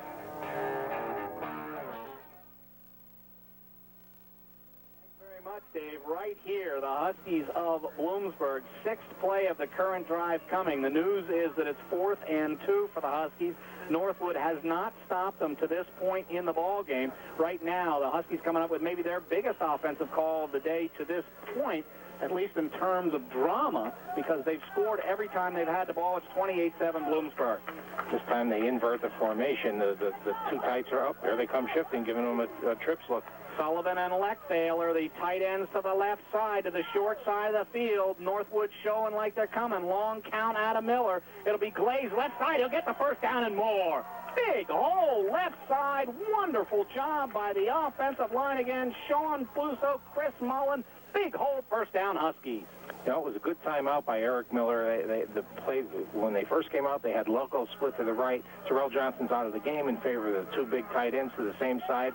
I think Northwood pretty much knew that they were coming to that left side. This time they come in and look like they're going that way again, and he goes straight up the center. Terrell Johnson and Mike Loco wide to the right side, backs in the eye, 1st and 10, Huskies at Northwood 30-yard line. This time Glaze right side cuts it back up the middle and gets down near the 25-yard line. So now the Huskies not only will try to get in the end zone, they'll start to use some clock as well and see if they can keep Northwood from seeing the football in this half again, or at least very much of this half. 5 yards for Glaze, 2nd and 5 from the Timberwolf 25. Bloomsburg offensive line really knocking some people off the ball there. You see the play end, and they're getting up, and the offensive linemen are getting up downfield. Inside of 2 minutes to go, first half now. In the eye again, Marcus Glaze, right side. He'll get down near the 21, and then the surge pushes him back. So the Huskies keeping it on the ground right now, trying to manage some clock, see if they can, as I said, keep the football away from Northwood's offensive unit. Nick Callis, one of those defensive tackles up front, 6'5", 280 out of Plymouth, Michigan. The ball goes to the Bloomsburg 21-yard line, 4 yards for Glaze. It'll be 3rd and 1 from the Northwood 21-yard line. And here comes the big man again, Lexthaler. Double tights to this, the left side. Sullivan's the tight end, Lexthaler in the wing to left. That's the way the play will come this time. Glaze outside, inside the 20, the 15, the 10, and down there the 5-yard line goes Marcus Glaze. So this time they put double tights to the left. They follow double tights to the left. 1st and goal, Bloomsburg. Glaze able to get the corner outside of both of those tight ends that time. They block down to the inside, and he goes right off outside of Lexthaler's left hip. And a great play. They're down to the 5-yard line. 1st and goal just outside the Northwood 5-yard line. Plenty of time, over a minute left. Miller will roll to his right, looking for Loco. Has him. Flags fly. Flags fly, though. Hold the bus. Miller to Loco for another apparent touchdown. Great move by Mike Loco, holding against Bloomsburg. The first chink in the armor, if you will. Yeah, you talked earlier, like, maybe the only thing that can happen to this Bloom offense is to beat themselves. This penalty hurts. Loco, what? he's all by himself again. I mean, he goes out, he plants his right foot, and this time spins to the outside instead of planting with his left foot and cutting out on that right side, and he's all alone again. Good throw by Miller, but this penalty's coming back. It was the 10th play of the drive. It was 6 points, holding Bloomsburg. moves it back outside to the 16. So the hold behind the line of scrimmage just by a yard, and it'll bring up first and goal from the Northwood 16-yard line now. Miller to Lelko, the 10-yard touchdown pass, their fourth connection of the day for points. This one is nullified by the holding penalty. First and goal, Miller now inside, shovel pass to Marcus Glaze, and nothing doing there. Great job defensively by Northwood's number 42, Tony Johnson. One of those outside linebackers followed Glaze and got him from behind just after he got the football. Yeah, that time Glaze lines up in the trips formation. He's the inside man, and nobody fooled with that shuffle pass. He'll lose 3 on the play. It'll bring up second and goal now from the Northwood 19-yard line. So good job defensively by Northwood. Exactly 1 minute to go in this first half of play. 28-7 Bloomsburg, and also a penalty. Didn't see the flag on the motion, but it's declined by Northwood. So now, Andy, 2 penalties in 2 plays. We talked about Bloomsburg stopping themselves. Right there, they've done it twice. And they're quickly now with a no huddle with 1 minute left, and it looks like he's changing the play at the line of scrimmage here. 2 receivers to the right side. Lelko inside of Johnson. They wave and say, come my way, and that's the way Eric Miller will go, and he'll throw this one away. Wise choice by the senior quarterback, Tony Theobald, in pursuit of Eric Miller. Incomplete. It'll bring up third down. Well, they finally were able to cover by Lelko. That's where he wanted to go that time, and Lelko's over around the 5-yard line, and Miller does the right thing. He doesn't want to turn the ball over here. He throws it away, and now he's got another opportunity. Third and goal for the Huskies from the Northwood 19-yard line. Remind you again, they had the 10-yard touch, or the 5-yard touchdown, and holding was the call against the Huskies. Now, third and goal from the 19. Miller back to pass. He goes over the middle, and his men got bumped, and no flags. Terrell Johnson got battered around like a pinball there about the 8-yard line, Andy. No flags. The Huskies are doing some pointing. It's not going to do any good. Fourth down. Yeah, there was heavy contact down there, and Miller had to unload the ball with a heavy blitz that time. Sent about 7 people, and the defensive backs out there on an island, so they have to do bump and run. That was a little bit far down the field to have that kind of contact, but nothing called. It was borderline. Chris Thompson now on to attempt an extra point. The spot will be just outside the Bloomsburg 26-yard line, so a 36-yard field goal attempt by Chris Thompson. Lelko's the holder. If there's a breeze, it's with the Huskies. Chris Thompson right now. The snap's a good one. The hold is down. The kick is up, and the kick is good. Just clears the crossbar. The Huskies get 3 more. They've scored every time they have the football. Bloomsburg 31, Northwood 7. We'll be back after this 30-second break. Robert B. Redmond Stadium might be just about Chris Thompson's limit. 36 yards. It maybe went 37, but the Huskies get 3 more. So you holding up your fingers like about a half an inch apart? Is that what you're just saying? They can't see that, but I can. Nonetheless, it's 3. I can hold those 3 fingers up. 3 points on the field goal. 31-7 is the Bloomsburg lead. 39 seconds left.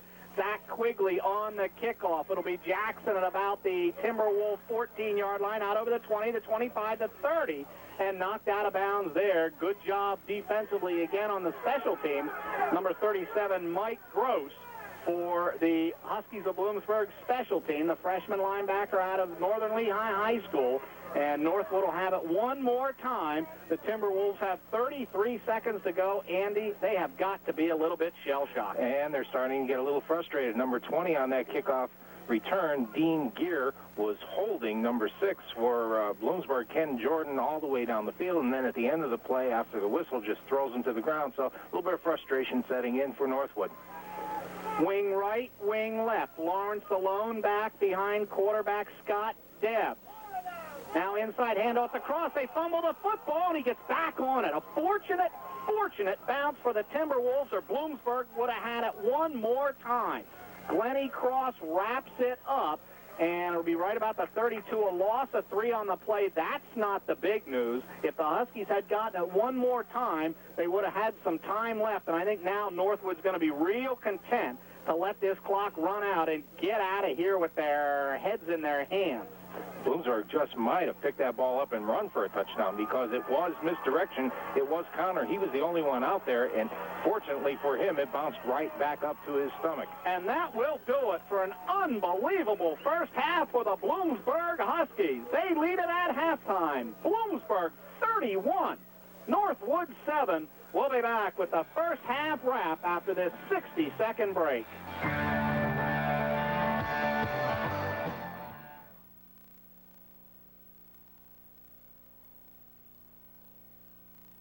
Very much. Right here, awaiting the second half kickoff for the Huskies of Bloomsburg. Northwood won the toss, and remind you to start this ball game, so the Timberwolves will get it first in this second half, and they've got to do something in a hurry, Andy. The Huskies have defensed this option very, very well. They've defensed it very well, and one of the first things we're going to look for to see if Jason Martin, who's shaken up near the end of the first half, is back out on the field. He was limping badly, walking very softly going into the locker room, so that task can become even tougher without Jason Martin.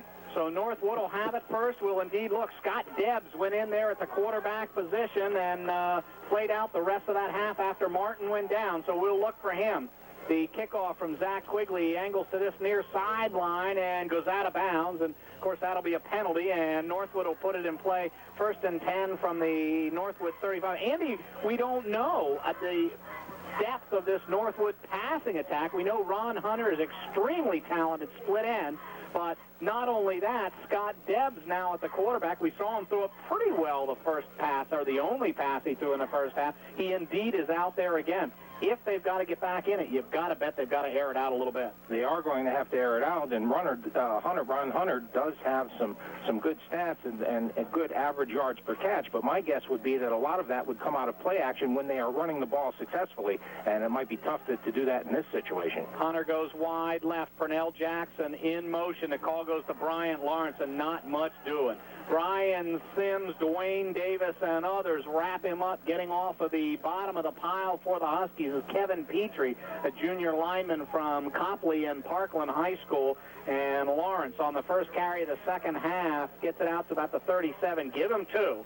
We'll call it 2nd and 8 from the Northwood 37-yard line. Just underway, second half, Bloomsburg and Northwood, an NCAA Division II quarterfinal game. It's been all Huskies. They're looking at getting to the semifinals for the second time in Bloomsburg history, the last time 1985.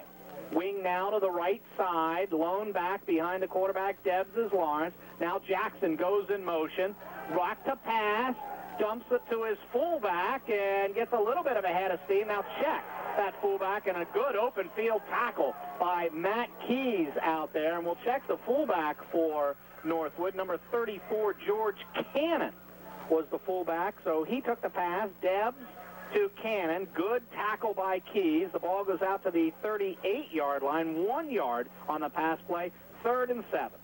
They try, they're doing things in series. They try to run the fullback up inside on the first play, fake off of that on the second play, and try to screen back to the right side, and the Husky defense is just everywhere right now. 3rd and 7 for the Huskies. Double wing, Jackson to the right, cross to the left, Cannon alone back behind Debs. Back to pass, quick drop, quick hitter will go for all of it. A man's behind Garcia. He catches up and intercepts it. Ron Hunter got a step on Rudy Garcia. The pass came a little short. Garcia stopped in his tracks, and he makes the INT. Yeah, actually, and Garcia, I think Garcia sensed that ball was coming up a little, just a good read by Garcia. He got good inside position and makes the play. Interception by Rudy Garcia, and the Bloomsburg defense continues its outstanding play. 1st and 10 for the Huskies of Bloomsburg now, about their 36 or 37-yard line. Personal foul against the Huskies on the play. I did not see the flag. It'll be marched off from the 35, and it'll be a big one, go all the way back to the Bloomsburg 20-yard line. So not good field position. The bad news is to this point for Northwood, that has not mattered. The Huskies had the ball 5 times in the first half. They scored 4 touchdowns and a field goal. They lead it 31-7. They'll have the football for the first time in the second half. Yeah, I wonder what that was. I never did see the flag either, and didn't see the foul, but obviously a flagrant personal foul puts Bloomsburg back to the 20-yard line. There haven't been many flags, so we're not really looking for it. It's been a cleanly played ball game on both sides. Terrell Johnson comes wide left. Mike Lelko's inside him to the left. Backs are in the eye. Marcus Glaze will get the call left side and then kicks it back to the right and picks up a couple of yards.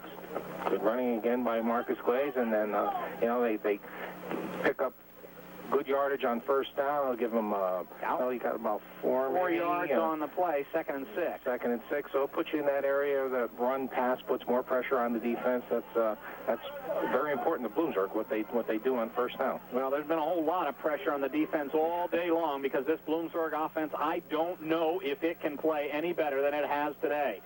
Eric Miller rolls to his left, looking, has Terrell Johnson, and he'll go out of bounds right about the 28-yard line. Terrell Johnson couldn't get himself turned around, maybe a little stiff in his cold air coming out of halftime. Had he turned, he would have had the first down. As it is, the Huskies will come up just short. We'll give them 4 yards on the pass play and call it 3rd and 2 from the Bloomsburg 28-yard line, almost the 29. So a short 2 yards for the first down to keep the drive alive. First time the Huskies have had the ball in this second half. Boy, they have been impressive. Great job by Doug Warner, again, allowing Miller to get the corner. Just chops down that outside linebacker / defensive end. Trips right. Miller throws it to Johnson. Miller gets Johnson at 35. The drive continues. Man, oh man, Eric Miller was about as impressive as you could be. 16 of 27, 316 yards and 5 touchdowns a week ago. I think he's better. Yeah, I don't think that they can cover Terrell Johnson much better than that. And Miller throws a dart, the only place that Johnson can catch it.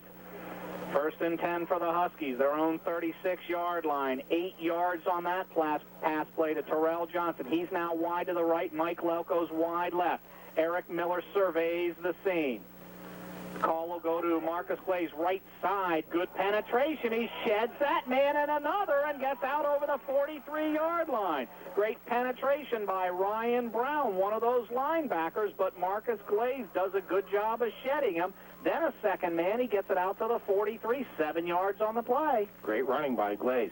Something Chuck Souders pointed out at halftime last week. Eric Miller, 5 touchdowns, no interceptions. This week in the first half, 3 touchdowns, no interceptions. So in a game and a half of NCAA football, 8 touchdowns, no interceptions. That's a nice couple of afternoons, and indeed that's why the Huskies of Bloomsburg are where they are. Now the fullback, Werner, and nothing doing there at all. Outside linebacker Tony Johnson wraps up Werner, and the Huskies didn't go to the fullback very much in the first half. McLaughlin and Werner, when they did get the football, made something of it. This time, no gain for Werner. We'll call it 3rd and 3 from the Bloomsburg 43-yard line. Just underway, second half, 11:03 and counting to go in this third quarter. Bloomsburg all over Northwood right now by a score of 31-7. This time 3rd and short. They're not going to the big boys. We got 3 wideouts. Twins to the right side. Rocco Forgione by his lonesome to the left. Miller Cox has some time, waits, and overthrows Mike Lelko right about midfield. Good coverage there by the Northwood defense.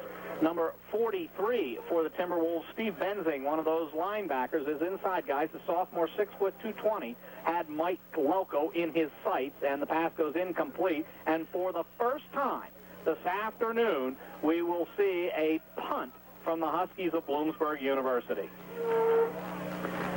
Back in punt formation is number 3, Joe Dietrich. Back deep for the Timberwolves is 82, Ron Hunter. The punt from Dietrich is away from Hunter. It'll hit about the 30, make it the 27-yard line, and then Hunter will go down inside his 20. So things have not gone well for Northwood. The Dietrich punt kicked away a little bit. Hunter had to go corral it. And when he did, the Huskies got down there very good on the coverage. It'll be 1st and 10 for the Timberwolves, their own 17-yard line. I just counted 8 Bloomsburg Huskies around that punt that he fielded on one hop. Huskies are intense. They're doing it all today. 1st and 10 for the Timberwolves, their own 17-yard line. Scott Debs remains the quarterback. Hunter goes wide to the left, and for the first time in a while, we see three receivers in the ballgame. Hunter wide to the right, I should say. Jason Abbott wide to the left side, and a man in the slot inside of him. One running back, wing is crossed to the left. He goes in motion, misdirection. It goes to the fullback on the dive, and Bryant Lawrence picks up some good yardage out over the 20-yard line, brought down there by Fran Greger and Greg Roskus. But Lawrence picks up some good yardage out to the 23, give him 6, 2nd and 4. First time we've seen that approach today by Northwood. They try to spread some people out to give to Lawrence. Those other formations with the triple option are threaten to build in the misdirection and all that kind of thing. Now they just want to try to create some space between the defenders. Lone receivers, Hunter to the right, Twins to the left side again, Cross in the wing to the left. Now Debs down the line of scrimmage. It's tipped at the line of scrimmage. It could have been picked off again. Toye Berry in the area, and boy, that pass intended for Glennie Cross, and it was tipped and goes incomplete, and it will be 3rd down. I think it was Jeremiah Dyer that got a hand on that, and were that ball not tipped, it would have been completed for a 1st down. 3rd and 4 now for the Timberwolves from their own 23-yard line. Hunter comes wide to the right side again. Pernell Jackson's the wing to the right side. He was in the slot the last 2 plays to the left. Glennie Cross is in the wing to the left. Cannon's the lone running back. He's the fullback. Fumble on the snap, and now fumbled again, and there's a pile-up about the 13-yard line. The Huskies say they have it. The officials say no, they don't. So the Debs ball handling had a little bit of problem there, and the officials say that Northwood got back on it. Cannon, the fullback, and he got back on the football. But, boy, that would have been real dangerous because it probably would have led to more Bloomsburg points. As it is, it's back about the 14, inside the 14-yard line, a loss of 9. It'll bring up 4th and 13 from the Northwood 14-yard line, and Trey Keeley will come on to punt it to Bloomsburg. The Huskies look to get good field position. Yeah, the coaching staff is looking to see that ball on the ground. That time he just didn't get the snap cleanly. Punt is a short one. It takes a bounce for Bloomsburg, and it's down right about the 41-yard line by Northwood's number 20, Dean Gear, that strong safety playing on special teams. Bloomsburg will get great field position. The Huskies will have it for the 2nd time in the 2nd half. 1st and 10, the Northwood 40-yard line. Bloomsburg leads this one 31-7. Nice crowd on hand this afternoon. Would expect with the students out of town that indeed the crowd would be down. Andy, I actually think it's a whole lot better than a week ago when the students were in. It's a great crowd, and they're really enjoying themselves with this 31-7 lead. Twins to the right. Running backs in the eye. It'll be Glaze behind Jamison McLaughlin. Dives and leaps over the 35, and inside that goes Marcus Glaze. So Glaze gets it down about the 33-yard line. A nice gain of 7 will bring up 2nd and 3 at the Northwood 33. Right over Jeff Smith. And Jeff Smith, that time, let me see who it was out there, on Tony Johnson, knocked him downfield about 8 yards. Jeff Smith and Manny Henry on that right side. They have been very, very good. Sean Fluso and Chris Mullen on the left side, they have been equally as good. A wonderful offensive line performance again today. This time Marcus Glaze and meets helmet to numbers and gets railed after a short gain right up the gut. Goes Marcus Glaze, and he's racked down there by Northwood's number 44, Maurice Simpkins, a senior defensive lineman from Detroit, Michigan. 5'10", 250 pounds, and Maurice put the numbers on Marcus Glaze. He'll get 1 yard on the play. We'll call it 3rd and 2. Now we go back to the big man on the right side in this 3rd and short. Double tights to the right. Now they shift to the left. Sullivan's the tight end. Lex Taylor's in the wing position right off his left shoulder. Glaze will come that way. Northwood strings it out very, very well, and he'll go down. Good defensive play by Dean Gear, the strong safety, the junior 6'3", 200 out of Clare, Michigan, and he drags down Marcus Glaze for a loss all the way back at the 35-yard line, a loss of 3 on the play. It'll bring up 4th and 5 for the Huskies. Same play they ran for good yardage near the end of the first half to put him down to the 5-yard line. Glaze wanted to go outside it again. That time it just wasn't there outside. He needed to turn that back up inside. Joe Dietrich on in punt formation, standing just inside the 50-yard line on the Northwood side of the 50.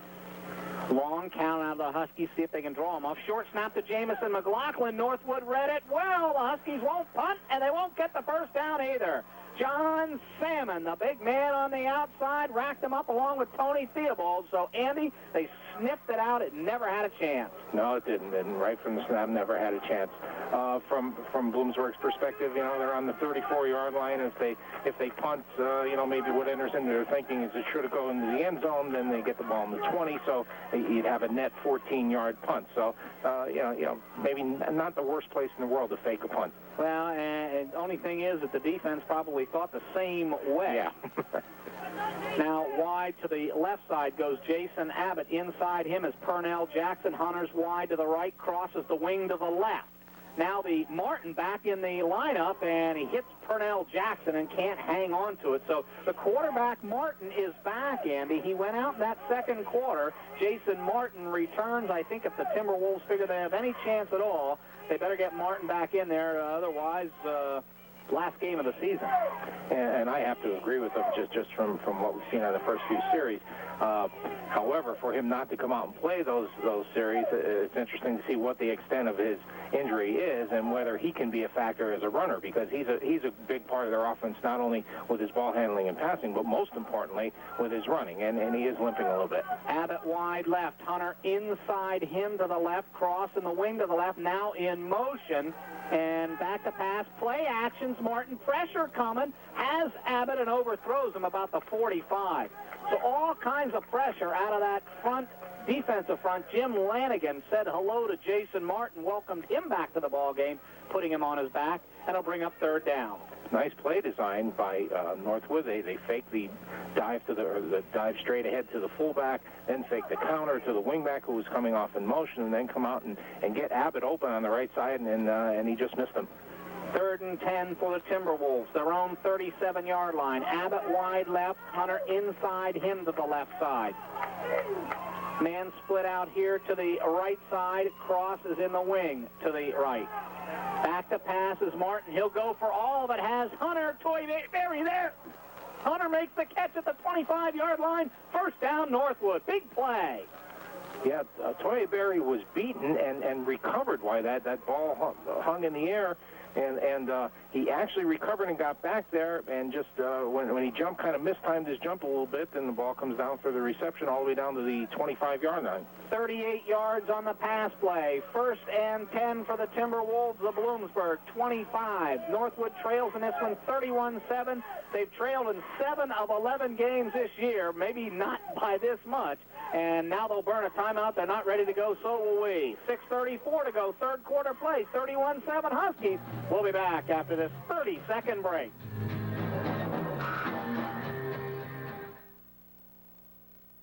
All right, thanks very much, Dave Dilbo. Right here after Northwood burned a timeout, the Timberwolves have 1st and 10 at the Husky 25-yard line. Trips to the, twins to the right side, lone receiver to the left, cross in the wing. No, make it Jackson. The call on the option play will be Jackson and Martin, and he's bumped out of bounds by Trent Flick. So they go back to that option that's been so successful for them all year long. And while the clock continues to run, it'll stop now. He goes out of bounds right about the 19. 6 yards on the play, 2nd and 4 from the Bloomsburg 19. And that time the wide side to the right. So they come out with twins out there, but kind of with Jackson inside, making it a trips until they put him in motion and try to option back to the short side. It's the first time we've seen the ball pitched in a while, and puts them in a 2nd and 4. Hunter wide left, Abbott wide to the right. Scott Debs back in the ball game. He's at the wing to the right. Cross is in the slot to the right side. Bloomsburg jumps. Martin back to pass, goes over the middle, has a man wide open and throws it short from Jason Abbott. Man, Andy, he split the defense, was wide open in the end zone. That was 6. He came up a little short. Yeah, he never, Jason Martin didn't get time to, he didn't stop to set his feet, and he really wasn't being pressured, and he was backpedaling as he threw that ball, and I think it was 82, Ron Hunter in the end zone all by himself, running back to the ball and just trapped it. It was a sure touchdown. Question might be, can he set those feet? It was an ankle or a knee injury, and maybe Jason Martin cannot set those feet. So 3rd and 4 now from the Bloomsburg 19. Debs in motion, and Martin slips on the option. He'll go down. He slipped, caught his feet, and then goes down on the play. A good job defensively by the Huskies of Bloomsburg to get there in a hurry after he slipped, and it was number 58, Jeremy Matrician, a sophomore lineman out of Mahanoy area, who makes the tackle on the play. So now Bloomsburg getting a lot of different folks in there, and the ball will go back to the outside the 21. So a loss of 2 for Martin. No question about it. The Timberwolves will go here 4th and 6 from the Bloomsburg 21. Hunter wide left, Abbott wide right, Abbott wide left. Cross comes in motion to this and near side. Martin rolls this way, looking, firing for the end zone. He's got Hunter back there and knocked away. Good defense by Rudy Garcia and Toye Berry. Double coverage, and the Huskies defense comes up big again. Well, you can see why, this Ron Hunter is a good receiver. Garcia and Berry were right there, and Hunter almost comes down with the ball anyway. Very athletic player, 6'2", 210. He went up and fought as well as he could for that ball, but it's just great coverage by the Huskies. 1st and 10 for the Huskies now, outside their 21-yard line, 5:29 to go in this third quarter play. Bloomsburg holding on to that 31-7 lead that they took into the locker room. Werner and Aristine Henry are the running backs in the eye behind quarterback Eric Miller. Miller had a huge first half. It'll be Aristine Henry going to the outside, and Sean Fluso frees him up with a nice block on John Salmon, Andy, and Henry picks up some good yardage. Yeah, Fluso, this Salmon is a force, and Fluso is doing the job.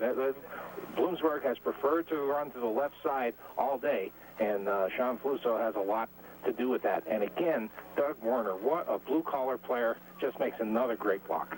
12 yards for E.J. Henry on the carry. 1st and 10 for the Huskies of Bloomsburg, their own 33-yard line. Like nothing more than a long clock-eating drive right now. The clock really the ally of the Huskies of Bloomsburg with this big lead. Henry on 2nd down tries left side. This time Northwood with good pursuit behind the ball carrier. Number 40 for the Northwood Timberwolves is Joel Stump. One of those linemen came all the way across from his left tackle position, runs down Henry about the 34. So give E.J. 1 on the carry. It'll be 2nd and 9 from the Husky 34. Yeah, great play by Stump, because that time Fluso had Salmon on his heels. Blocked him all the way to the sideline. Twins to the right side. Backs are in the eye behind Miller. He'll fake and go naked bootleg, and Salmon didn't bite, but he'll hit Alan Lechthaler, the tight end. John Salmon was bearing down on Eric Miller, and he had the presence of mind to find his tight end and then duck. Yeah, Salmon read that all the way. He was actually lined up on Lechthaler, and Lechthaler, it's going to be a bootleg, and Lechthaler doesn't make much of an attempt to block him, because he wants him to penetrate so that Miller can get outside of him, and Salmon just knew something was up. That's a little bit of experience on Salmon's part there. Sorry, you got me at the quarterback position. I don't want my tight end missing, John Salmon. I want him getting a piece of him. 5 yards on the pass play. 3rd and 4 from the Husky 39-yard line. Miller back to pass, shuffle inside, and he drops it.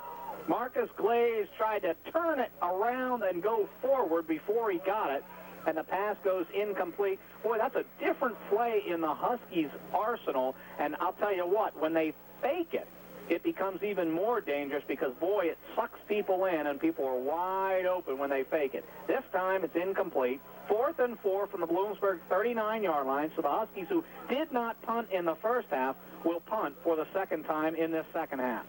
Joe Dietrich in punt formation. He nails one. Absolutely crushes it. It'll hit about the 13-yard line. It'll be down back there. Oh, boy. Just when you think everything might be going right for the Huskies, somebody else steps up, and Dietrich crushes it. Oh, crushed is the word. He just boomed the heck out of that, and it goes way over Hunter's head. But when it hit the ground, it didn't take much of a bounce, and Hunter actually reached out and tried to grab it, good thing for him that he missed it. And I don't know. He made a half-hearted attempt to come back because he thought he might have touched it. However, the official evidently rightly called that he did not, but that would have been a big recovery for Bloomsburg as well. 47 yards, all in the air, no return, 1st and 10 Northwood, their own 14. Double wing, lone back behind the quarterback is the fullback. He'll get the call. That's Lawrence. Now the pitch to the outside to Debs, I believe, indeed. So the option fooled me for a second or two, and Scott Debs gets the pitch and picks up some nice yardage and a first down. Yeah, do the same type thing as the last series and come back to the short side of the field, and that was probably the most successful pitch on the option of the day for Northwood. Well, I'm going to make a rule. If they're going to run that option, they got to run it at me so I can see where that ball is. 14 yards for Scott Debs. 2nd and 10 for the Timberwolves, their own 28-yard line. Twins to the right side, wings to the right side. The fullback now gets the call. Bryant Lawrence. This time I've got it because they ran it at me. Lawrence gets it out over the 30 to the 31. 3 yards for him. 2nd and 7. They keep trying to set things up off of Lawrence, run Lawrence quite often on first down. Wouldn't be surprised to see them right now come back where they fake to Lawrence and possibly swing, depending upon where they line him up, look to get the ball to Glennie Cross. 2nd and 7 for the Timberwolves, their own 31. Double wing, Jackson to the right, Cross to the left. Martin back to pass, looking for Hunter again for all of it. He'll go over the middle, has Jason Abbott about the 48-yard line. So Martin looked off his primary receiver, goes to his secondary receiver, that's Jason Abbott, and Abbott gets it out to the 48-yard line, a gain of 17, 1st and 10 Northwood. That's exactly right, Jim, and he looked off that primary receiver was, in fact, Glennie Cross. He came down, ran a nice route out of the backfield, and as he planted to turn back and look for the ball, his feet just went out from under him, and he's on the ground. Abbott goes wide to the left. Ron Hunter comes wide right, double wing, lone back is Cannon. Now Jackson, make it cross in motion, play action, back to pass, has the screen set up and misses his man. And it was the fullback Cannon. They're going to cry about this one. They caught Bloomsburg in an all-out blitz. It was the perfect call against it. It was set up, the screen pass. If they complete that pass, they have one man to beat, Trent Flick, probably for a touchdown, and the pass incomplete. They're going to be sick when they see that on film. That's why you meet football coaches with gray hair or no hair, and plays like that, because indeed the screen was set up, the Huskies in the all-out blitz, and a whole lot of maroon moving north, and the offense for Northwood was moving south and could have been still going that way. 2nd and 10 from the Northwood 48-yard line. Cross in motion. The call goes to the big fullback, and he drags a couple folks with him. Matt Keys among those folks, and Bryant Lawrence picks up some good yardage all the way to the Bloomsburg 42. Give him 6, and we'll call it 3rd down now, and very, very short, maybe 1 from the Bloomsburg 42-yard line. So this Northwood offense starting to move a little bit. They trail on this one 31-7. Now on the option to Glennie Cross, and he corrals it. And, boy, that was a dangerous one, Andy. You know, this Wishbone, all those years of watching Oklahoma and Texas, and the one thing you saw a lot was the ball on the ground. There it almost was in this option offense. That ball was pitched way behind Glennie Cross, and somehow while he's running toward the sideline, caught that with his left hand while he's running to the right, or else that ball would have been a fumble 5 yards behind the line of scrimmage. Glennie Cross is shaken up and is still not. He's down on the field right now. 1st and 10 at the Bloomsburg 35, 7 yards for Cross, and he indeed is being tended to on that. On this, close to this near sideline. So the Huskies of Bloomsburg really putting together a wonderful first half. They lead this one 31-7. They'll, get through this second half, they'll await the winner of a game later today between Mesa State of Colorado and California Davis. That game starting on the West Coast in a couple of hours, and Huskies will await that winner, and they will travel next week someplace out west, whether it be Mesa State or Cal Davis, if the Huskies continue to hold this lead. They lead 31-7, 1:47 to go in the third quarter. Northwood on the march. The Timberwolves have reached the Huskies' 35-yard line. They have a 1st and 10. Hunter's wide to the left, waiting for the officials to get everything set after attending the cross. He got up and ran off the field in his own power. A little gimpy, but he did get off the field by himself. Now double wing, man in motion, and option to the left to Jackson, and Toye Berry. Buries him back about the 42-yard line, and nothing doing. Pernell Jackson had no time at all. The Huskies safety comes up and buries him for a loss. Another great team defense. We have Greger and Belinsky back in at defensive end, spelling Bordas and Lanigan. They're just fresh as can be. Number 76, Zach Myers, is spelling Dwayne Davis. Bloomsburg, again, using a lot of people, and it's starting to show. They look just fresh as could be out there. You know, they have all year long, Andy, and it's led to that success because as games go along, having fresh legs in there couldn't be any better. Calvin Hughes, the tight end, now out in the slot to the right along with Hunter. Abbott to the left side. Back to passes. Martin looking for a man out of the backfield. Doesn't have him now. He'll scramble, head for the sticks, and get nailed by Greg Roskis. And I don't know if he got to the first down yardage or not, but it's going to be awfully close. It's down near the Bloomsburg 36 or 37-yard line. Actually, I should say back to the original line of scrimmage, not the first down. Greg Roskis licking his chops on that one. Great tackle. He stopped him right in his tracks, and those tracks appear to be maybe a couple inches short of the first down. Actually, again, Andy, the original line of scrimmage, 6 yards on the play. So to bring up a 3rd and 11 from the Bloomsburg 36-yard line, I would imagine Northwood has no intention of punting the football, so 2-down territory. Back to passes, Martin. Nice pocket, has time. A wobbler thrown up there. Garcia playing center field, and then Hunter comes over, and Toye Berry comes along, and the pass goes incomplete. So it was a wobbler, and as good as that is for a defense, boy, that's dangerous stuff. It gets up there, and that's the time when the offense comes up with a crazy catch. Yeah, that ball was begging to be picked off, and Hunter did a good job preventing the interception.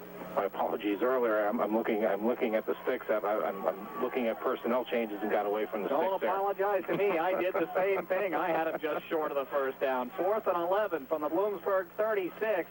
Absolutely. Northwood will go with 34 seconds to go in this third quarter, and they're behind 31-7.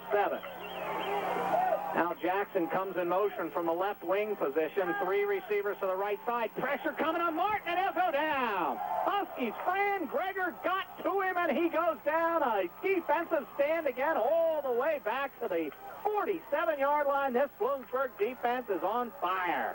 They're on fire, and we're talking about using all these people. The most important thing about that is that there's no drop-off in play.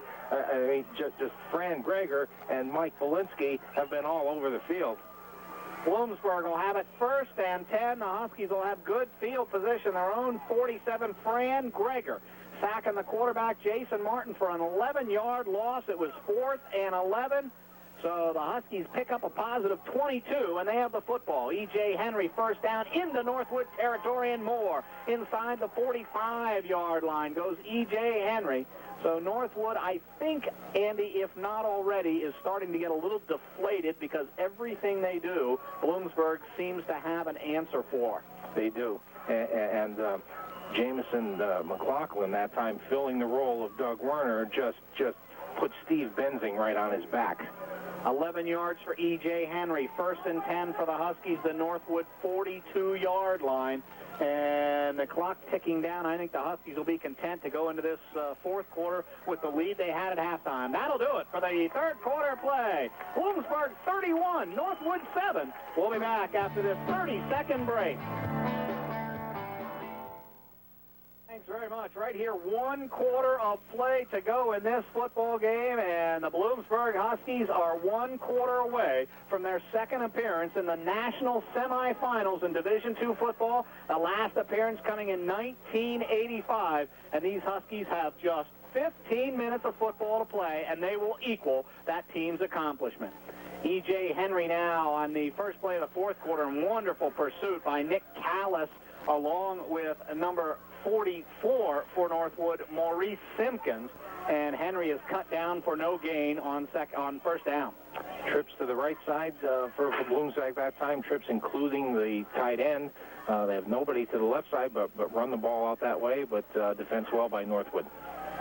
2nd and 10 for the Huskies from the Timberwolf 42-yard line.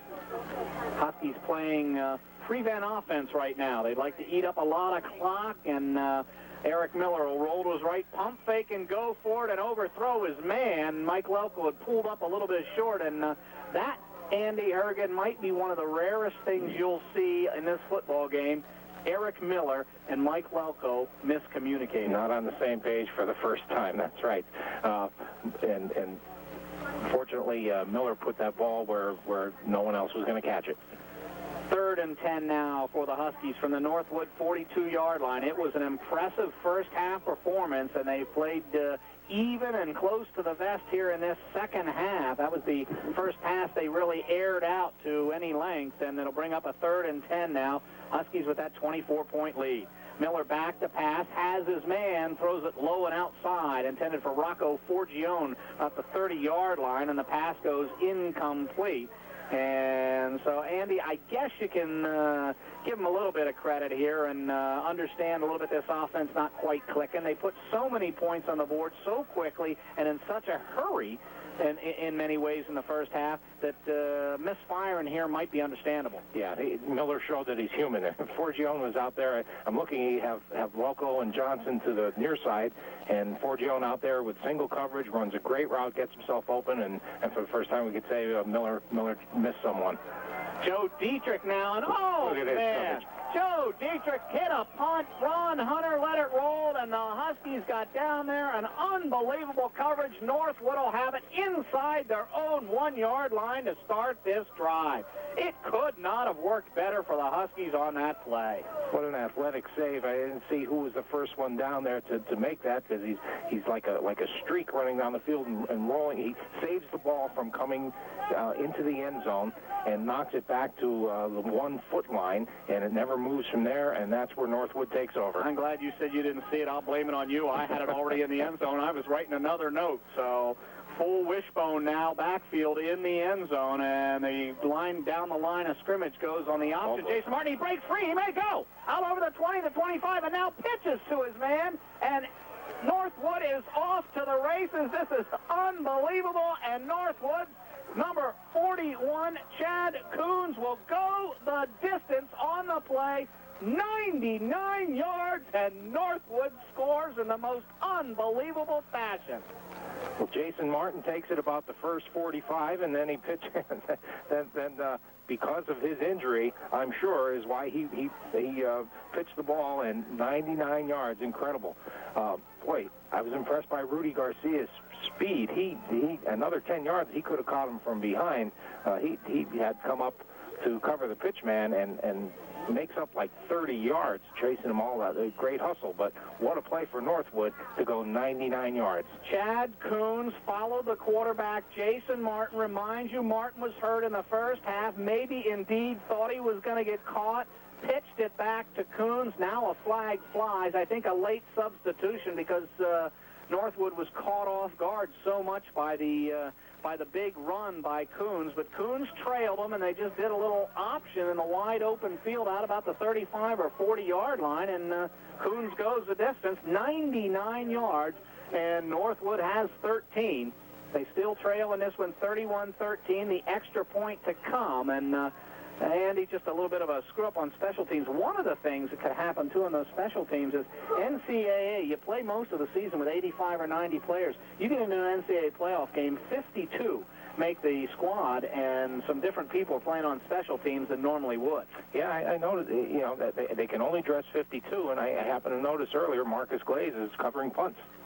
Yeah, and that's not what happens very often when your starting tailback is out there indeed covering punts. So a big score by the Timberwolves of Northwood. They've not settled in this one. The Huskies had him pinned way back, and Martin went down the line of scrimmage, very close to the line of scrimmage because he had to be, or he'd have been in the end zone, and very close to the line of scrimmage. And once he broke free, the Huskies had 11 guys within about 3 or 4 yards of the line of scrimmage, and he was gone, and he tossed it back to Chad Coons, and Coons finished it off.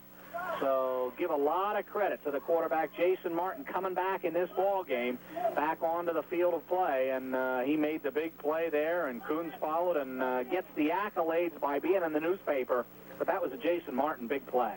It was, and Jason Martin has been put to the ground on nearly every play of this game. Someone has accounted for them, and that time he was untouched. And I'm talking about being put to the ground even when he pitched the ball or after fakes or as he released it. He's really taken a pounding today.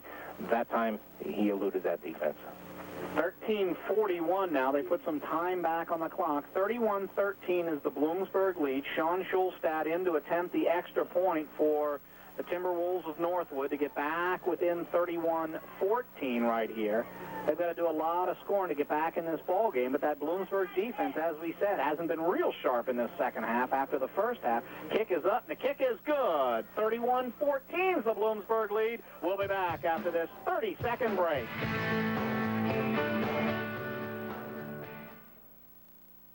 Delbo right here won the play, 99 yards. Chad Coons gets credit. Jason Martin, the quarterback, did a lot of the work. And the Timberwolves of Northwood climb back a little closer in this one, 31-14. A 17-point advantage now for the Huskies of Bloomsburg, who've enjoyed 24-point pat for a long, long time. A lot of time to go in this ball game, 13:41. So now Northwood will fake out of a little huddle. Andy, they did that to start the ball game. Not sure what that is. It's on a fake onside kick that they don't get. So we'll watch it here. The Huskies with some folks up front. Schulstad will kick it away. It'll be high and deep. Bryant Stone right about his 3. Out over the 10 and the 15 and the 20, 25 and 30. And the Huskies' good special teams play continues. Bryant Stone took it about the 3. He returns it to the 32, and that's where Bloomsburg will put it in play. Bloomsburg must have seen that on film because their kickoff return team had about 8 guys up around near their front line of defense, and then they come out and fake it.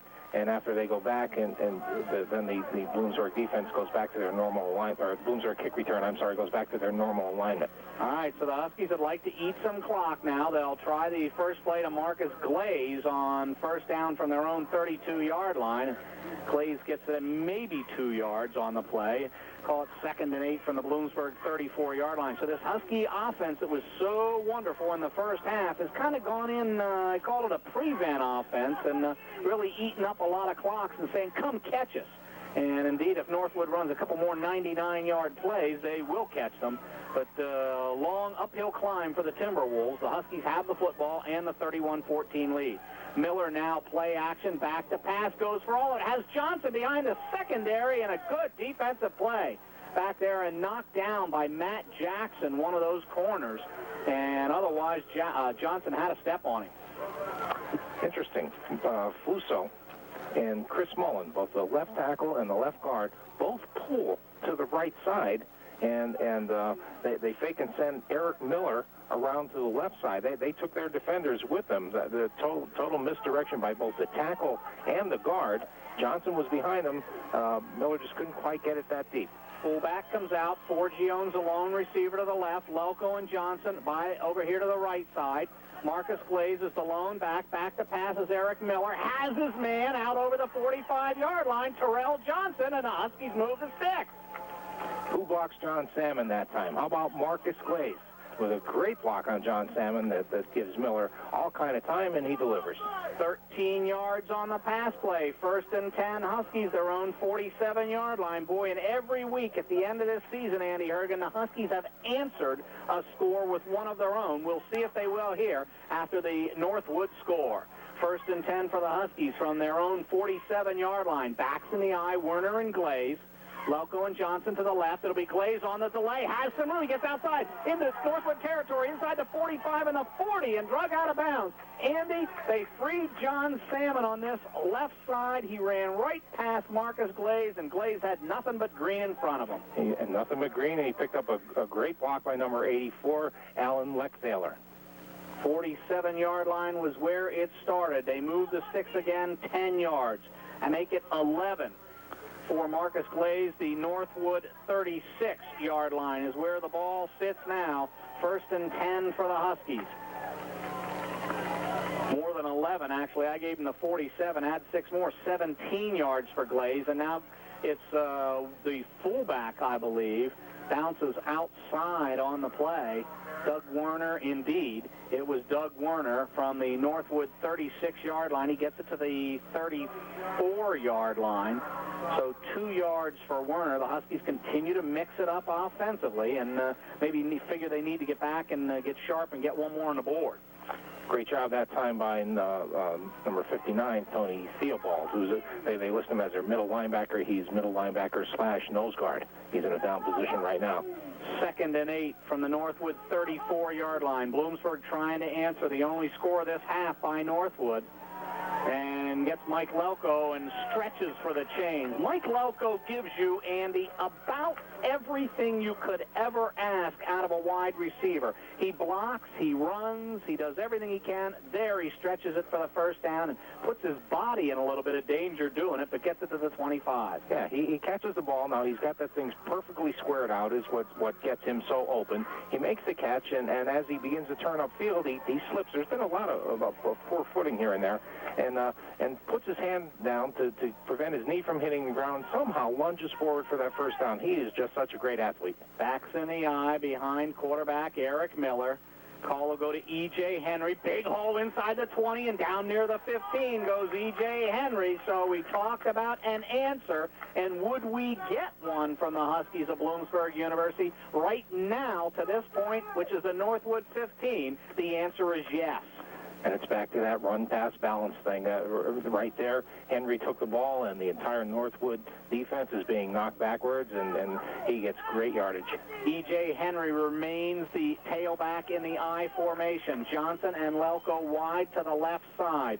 2nd and 1 for the Huskies from the Northwood 15. Henry to the left side. He'll get the first down and a little bit more, and then good pursuit by the Northwood defense. So if nothing else, that 99-yard run, Andy, seems to have awakened the Bloomsburg offense that was so spectacular in that first half. Yeah, that seems to be the case. That time you get Johnson and Lelko out to the left side, also out to that left side, tight end Lechthaler, and they run 2 of the trips that time and pick up the first down. 1st and 10 at the Northwood 13-yard line. 10:39 and counting to go in this fourth quarter. Bloomsburg on top 31-14, and Northwood will burn a timeout. So will we. 31-14, Huskies will be back after this 30-second break. All right, thanks very much, Dave. Right here, the Huskies of Bloomsburg trying to answer a Northwood score, the only score in this second half by either club. Bloomsburg went into halftime with a 31-7 lead. It's now 31-14, and Northwood burned a timeout there because the Huskies were marching. The Timberwolves know this may be their season coming to an end if Bloomsburg can add points. E.J. Henry on the sprint draw inside the 10 and down near the 7-yard line. Right over Manny Henry. Manny Henry knocks his defender 5 yards off the ball. Boy, he's a force. He's really a force in there. E.J. Henry goes to the 8-yard line. 5 yards for him. It'll be 2nd and 5 from the Northwood 8-yard line. 10th play of the current drive coming. More importantly, clock continues to run. The Huskies are just minutes away from their second appearance ever in the NCAA Division II football semifinals. Lelko and Johnson wide to the right. Running backs Henry, and that one messed up from the get-go. Werner slipped, Andy, then Henry slipped, and doing some slipping and sliding down around that 10-yard line. Yeah, we've seen a lot of that today. I mean, it hasn't caused any fumbles or anything like that, but we have seen some footing that has given people some problems. 3rd and 7 now from the Northwood 10-yard line. A loss of 2 for E.J. Henry on the play. Now Marcus Glaze back at the tailback position, actually the lone back. Rocco Forgione wide left, Lelko inside him to the left. Terrell Johnson is the lone receiver to this, the short side and near side of the football field. Miller back to pass, looks to the right, goes for the alley-oop to Johnson, and a flag flies. Johnson makes the touchdown catch, but hold the bus here. It's going to be interference one way or the other. I think that's on Terrell. Well, we're going to find out. He did indeed pushed off, but I'm not sure who held first, last, or in between, but we'll see. Interference, Northwood, touchdown, Bloomsburg. So Eric Miller to Terrell Johnson. 10 yards, and the Huskies build the lead. They come back and answer the Northwood score. Actually look out and see the trips to the left side that time with Loco and I believe Forgione to the left side along with the tight end, and Johnson over here with single coverage and kind of guessed that it was going to be a fade. And Johnson is quite an athlete. It looked like there was a little pushing both ways. He got the better of it. Chris Thompson on to attempt the extra point. Andy, I saw the Johnson shove. The field judge obviously saw the first shove. Thompson's kick is up, and the kick is good with the score. Bloomsburg 38, Northwood 14, 9:08 to go. We'll be back after this 30-second break. Thanks very much, Dave. 11 plays, 68 yards. Bloomsburg answers the Northwood score after a scoreless third quarter. The Huskies went into halftime 31-7 up. Scoreless third quarter. Northwood on a big play, 99 yards early in this fourth quarter. Bloomsburg comes back and answers it. Eric Miller to Terrell Johnson, the 10-yard touchdown pass, and Bloomsburg on top again, 38-14 by that 24-point margin. Zach Quigley's kick comes up short. It'll be Pernell Jackson about the 18 out over the 20, 25, and goes out of bounds there. And Northwood will have it in 1st and 10 about their own 33-yard line. Big answer by the Huskies. And they get that back to 38-14. That allows the defense to shake off that 99-yard run. They broke down for one play. And, now it allows them to have less pressure on them and do the things they've been doing all game long. Yeah, indeed it does. And I agree with it was a big answer at the time because Northwood, certainly if they're going to change momentum, even down 17, that's the way they were going to do it. The Huskies take that momentum and snatch it right back. Calvin Hughes now wide to the left. Abbott and Hunter wide right. It'll be Abbott on the short pass, and Rudy Garcia will knock him out of bounds up near the 38-yard line. So Martin on target to Jason Abbott. The play started at the 33. We'll call it the play started at the 38-yard line. So it goes out to the... Let me back up, Andy. 33, 5 yards to the 38. 2nd and 5 now from the Northwood 38-yard line. Sorry, folks, math's not my major. Now in the double wing, and back to passes. Martin on 2 play fakes, and he'll go for a lot of it to Hunter, and almost got behind the secondary at the Bloomsburg 25. Trent Flick and Toye Berry, the 2 safeties doing what safeties are supposed to do and keeping it safe in that secondary for Bloomsburg. That was actually a very good throw by Martin. Hunter downfield just stopped running for just a second, and that was enough to make the ball appear to be overthrown. But I think that was a good throw by Jason Martin, and he had a lot on it. So 3rd and 5 now for the Timberwolves, their own 38-yard line. And 3 backs split very far apart in that backfield, and the call to Bryant Lawrence, and bounces off a few people and has that ball cradled and gets out near the 45-yard line. A nice first down run by the for a first down on 3rd down for the big fullback. And Brian Lawrence is all heart. He's got quite a number of carries today and has taken quite a number of hits, and he worked for every bit of that yardage he gained right there. 1st and 10 for the Timberwolves, their own 45-yard line. 2 receivers to the right side, the wing is to the right side. Now in motion comes Coons, and flags fly. The fullback jumped early. Martin will have some time, has his man, and Abbott will take off and get knocked out of bounds, inside the 30-yard line, but bring that one back. The fullback jumped. Yeah, it was obvious you had 2 people in motion at the snap of the ball. The fullback had jumped, and they had another person that they wanted to be in motion, and so Martin knew that entire play that it was coming back, so he wasn't about to force anything, but with the time he had, he got Abbott wide open, but knows it's coming back. So illegal motion against the Timberwolves, bring the football back. It was 1st and 10 at the 45. This will be a 5-yard mark off. And even though the big pass play went forward, the Timberwolves will go backwards. They'll bring up 1st and 15 now from the Northwood 40-yard line. Abbott wide right, Hunter inside, him to the right, Hughes to the left side. Wing is to the left. Back to passes. Martin has time, hits Abbott on the short one again. An outstanding open field tackle by Rudy Garcia. Yep, Garcia, that's the third time they ran that play, and Garcia recognized it right away and comes up, just makes a great play, great open field tackle. The pass completed behind the line of scrimmage, so a loss of 1 because he was stopped right in his tracks. Will bring up 2nd and 16 from the Northwood 39-yard line, and 7:47 and counting still to go in this fourth quarter play. Huskies have it well in hand, 38-14. Wing to the right now.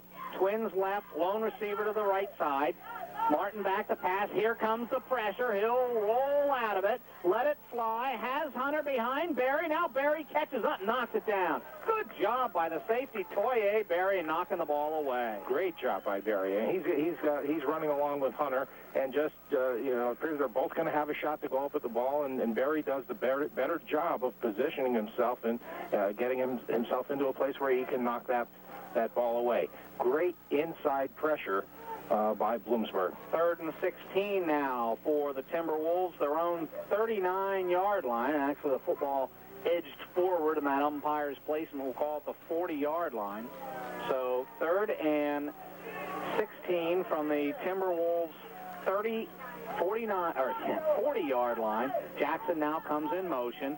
Martin back to pass, pressure out of the Huskies again, steps up into it, now pump fakes, now he'll run and get out near the 47-yard line. Will Jason Martin needed a lot more than that, picked up some nice yardage, called the 47, a gain of 7 on the play. It'll bring up 4th and 8 from the Northwood 47. Great pressure by the tackles. Now Bloomsburg spells its defensive tackles, number 58, Jeremy Matrician, number 90, Kevin Petrie, on both of those last 2 plays have incredible pressure right up the middle. Timeout Northwood will take one, too. 7:02 left, 38-14 Huskies. We'll be back after this 30-second break.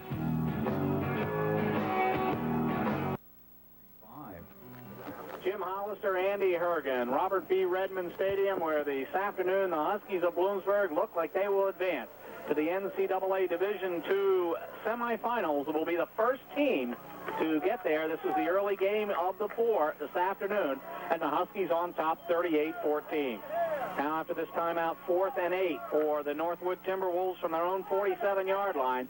Martin back to pass, pressure coming, he'll go down.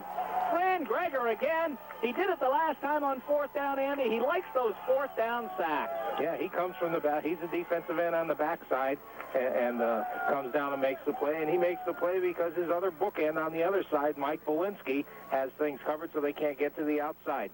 Great job by that tandem all day long. So the Huskies of Bloomsburg will take over the football again. A loss of 6 on the play. They'll have it 1st and 10 at the Northwood 41-yard line. Bloomsburg now probably very, very content to eat up a lot of clock. 6:56 left. Expect this football to stay on the ground.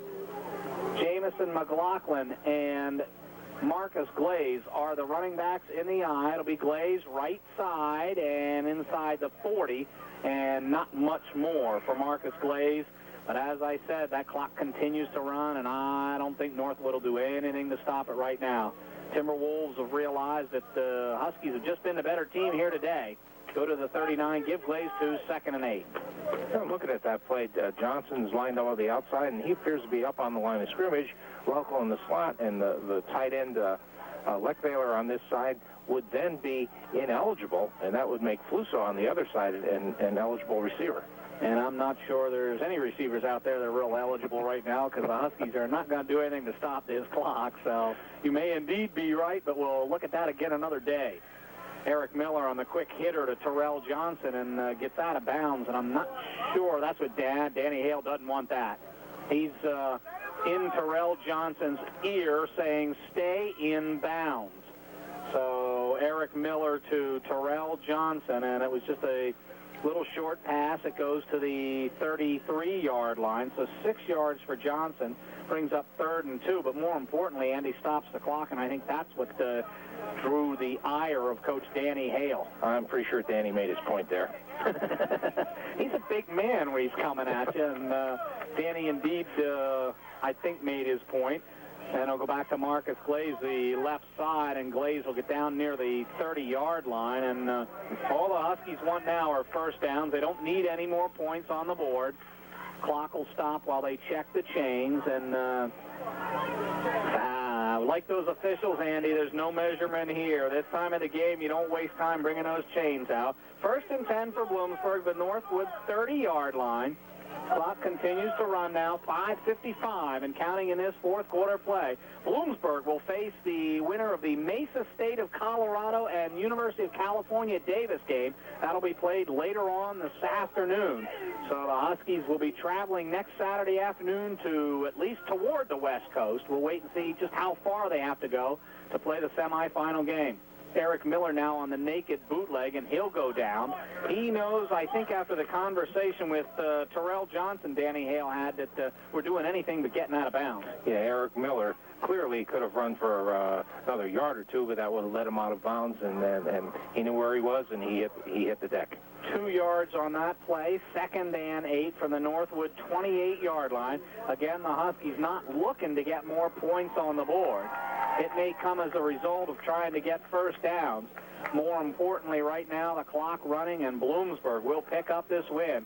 The Huskies' 11th win in a row this season. They'll go to 11-2.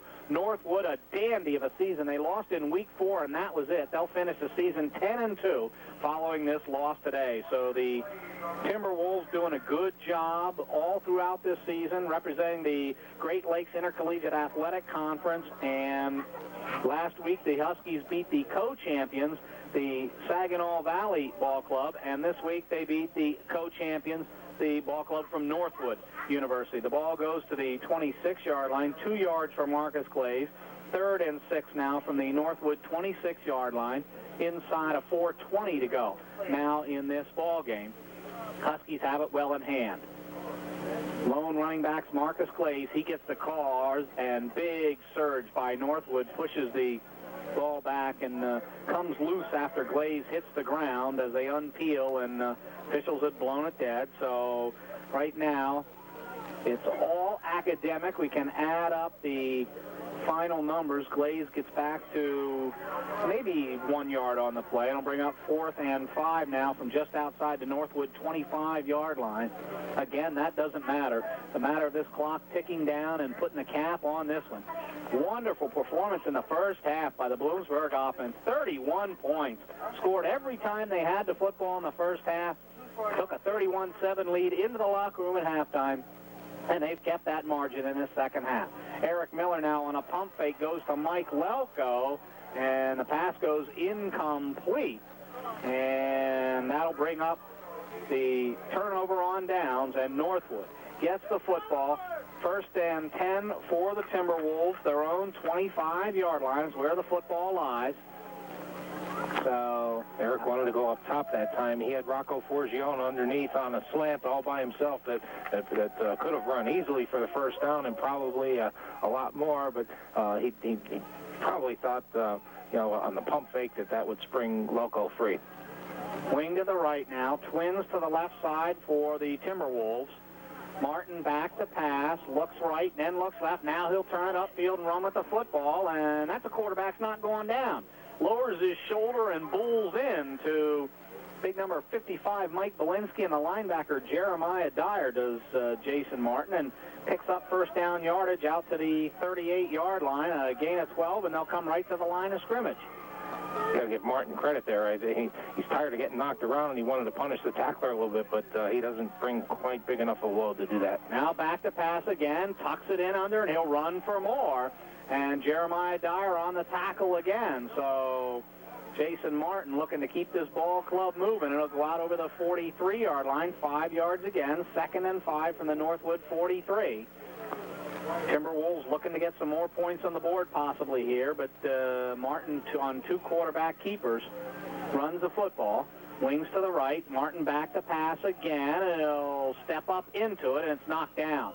Good job by the Huskies line play, and right there was number 76, Zach Myers, who knocked that down with one of his big mitts, and then it'll bring up 3rd down. Also number 58, Jeremy Matrician. He really gets a push from the inside position. He got it the whole last series, and he's doing the same thing again. 3rd and 6 now for Northwood, their own 43-yard line, 2:28 to go in this ball game. Bloomsburg with it well in hand. The Huskies will play again next Saturday. Northwood will end their season at 10-2. Here comes Myers, and as Martin dumps it off to Cannon, as Myers wraps him up, and a good job and a big gainer for the Timberwolves. Martin to the fullback Cannon, and the play started at the Bloomsburg 43. It goes all the way to the Bloomsburg 39-yard line. 1st and 10 at the Bloomsburg 39. Nice play, Northwood. They were getting so much pressure from there anyway, they decided to let them go and screen over the top of them to slow them down a little bit. 18 yards, 1st and 10, play action. Martin tries for Hunter and throws it behind him right about the 30-yard line. So the pass goes incomplete. Bring up 2nd and 10, the Bloomsburg 39-yard line.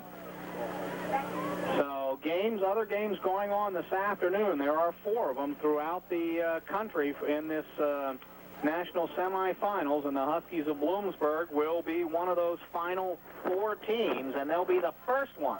Final 4. The other games going on this afternoon: North Dakota State at Nebraska Omaha, Delta State at Catawba. Dave Delbo gave you some scores earlier on that one. He'll update you on that in the scoreboard show immediately following our broadcast. Be an abbreviated scoreboard show. Martin now back to pass, has some time, goes for all of it. Toye Berry tips it, and it's picked off. Picked off by Trent Flick in that secondary. Toye Berry tipped it, and Trent Flick with the interception, and that should just about do it. Great play, Toye Berry. He gets over there and tips the ball away from Hunter. Trent Flick is also right there behind him. Good defensive effort for the Huskies. This team brings a lot of challenges to a Division II defense. The Huskies did a great job today. 1:54 to go in this one. 38-14 Bloomsburg. Again, Mesa State of Colorado's at UC Davis. The Huskies will play the winner of that one. Delta State of Mississippi and Catawba of North Carolina, North Dakota State and Nebraska Omaha. The other teams in those 3 games will decide the national semifinalists. The first one, the Huskies of Bloomsburg, they'll be there next Saturday afternoon. Backs in the eye now behind Miller, and getting the call off the left side, I believe, is Solomon Melson, and that's his first carry of the ball game. So Melson now in the ball game, getting some time, and E.J. Henry and Marcus Glaze getting well-deserved rest after an outstanding job. Ball goes outside the 25 to the 26-yard line, so 12 yards for Melson, and 1st and 10 Huskies. Chris Thompson in there, quarterback now. 1:30 and counting. That's all that's left on this clock. So Eric Miller getting a well-deserved rest, and some other receivers in the ball game as well. Remind you, there are only 52 players on the sidelines in these NCAA games, so you can't do much. Straight ahead to the fullback on the play, and Huskies will move it a couple of yards. And Doug Werner, I believe, indeed Werner on the carry. And the inside of 1 minute to play in this football game now, so give Werner from the 26 out to the 29, 3 for him. That doesn't matter. The Huskies will move on. In the national playoffs, they will play the winner of Mesa State, Colorado, and University of California, Davis, next Saturday afternoon someplace a little bit west of here and maybe a little bit warmer. Maybe a little bit warmer. I'm not sure of the Colorado weather these days. Now Melson right side, and he'll get out over the 35-yard line, will Solomon Melson, and close to the first down yardage. Clock continues to run. 25 seconds to go. The Huskies will win this one. Andy, it has been an impressive performance. That offensive performance in the first half has to be second to none this season. Yeah. And you can't say that. You really, Miller, 16 for 22 the first half for over 200 yards. And you have Welkel with 9 catches in the first half alone, 151 yards. Just a great team performance.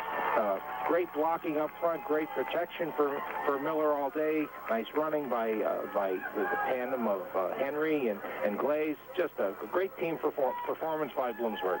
The final score here this afternoon, it was the Huskies of Bloomsburg 38 and the Timberwolves of Northwood 14. We'll be back with the wrap-up in this one after this 60-second break.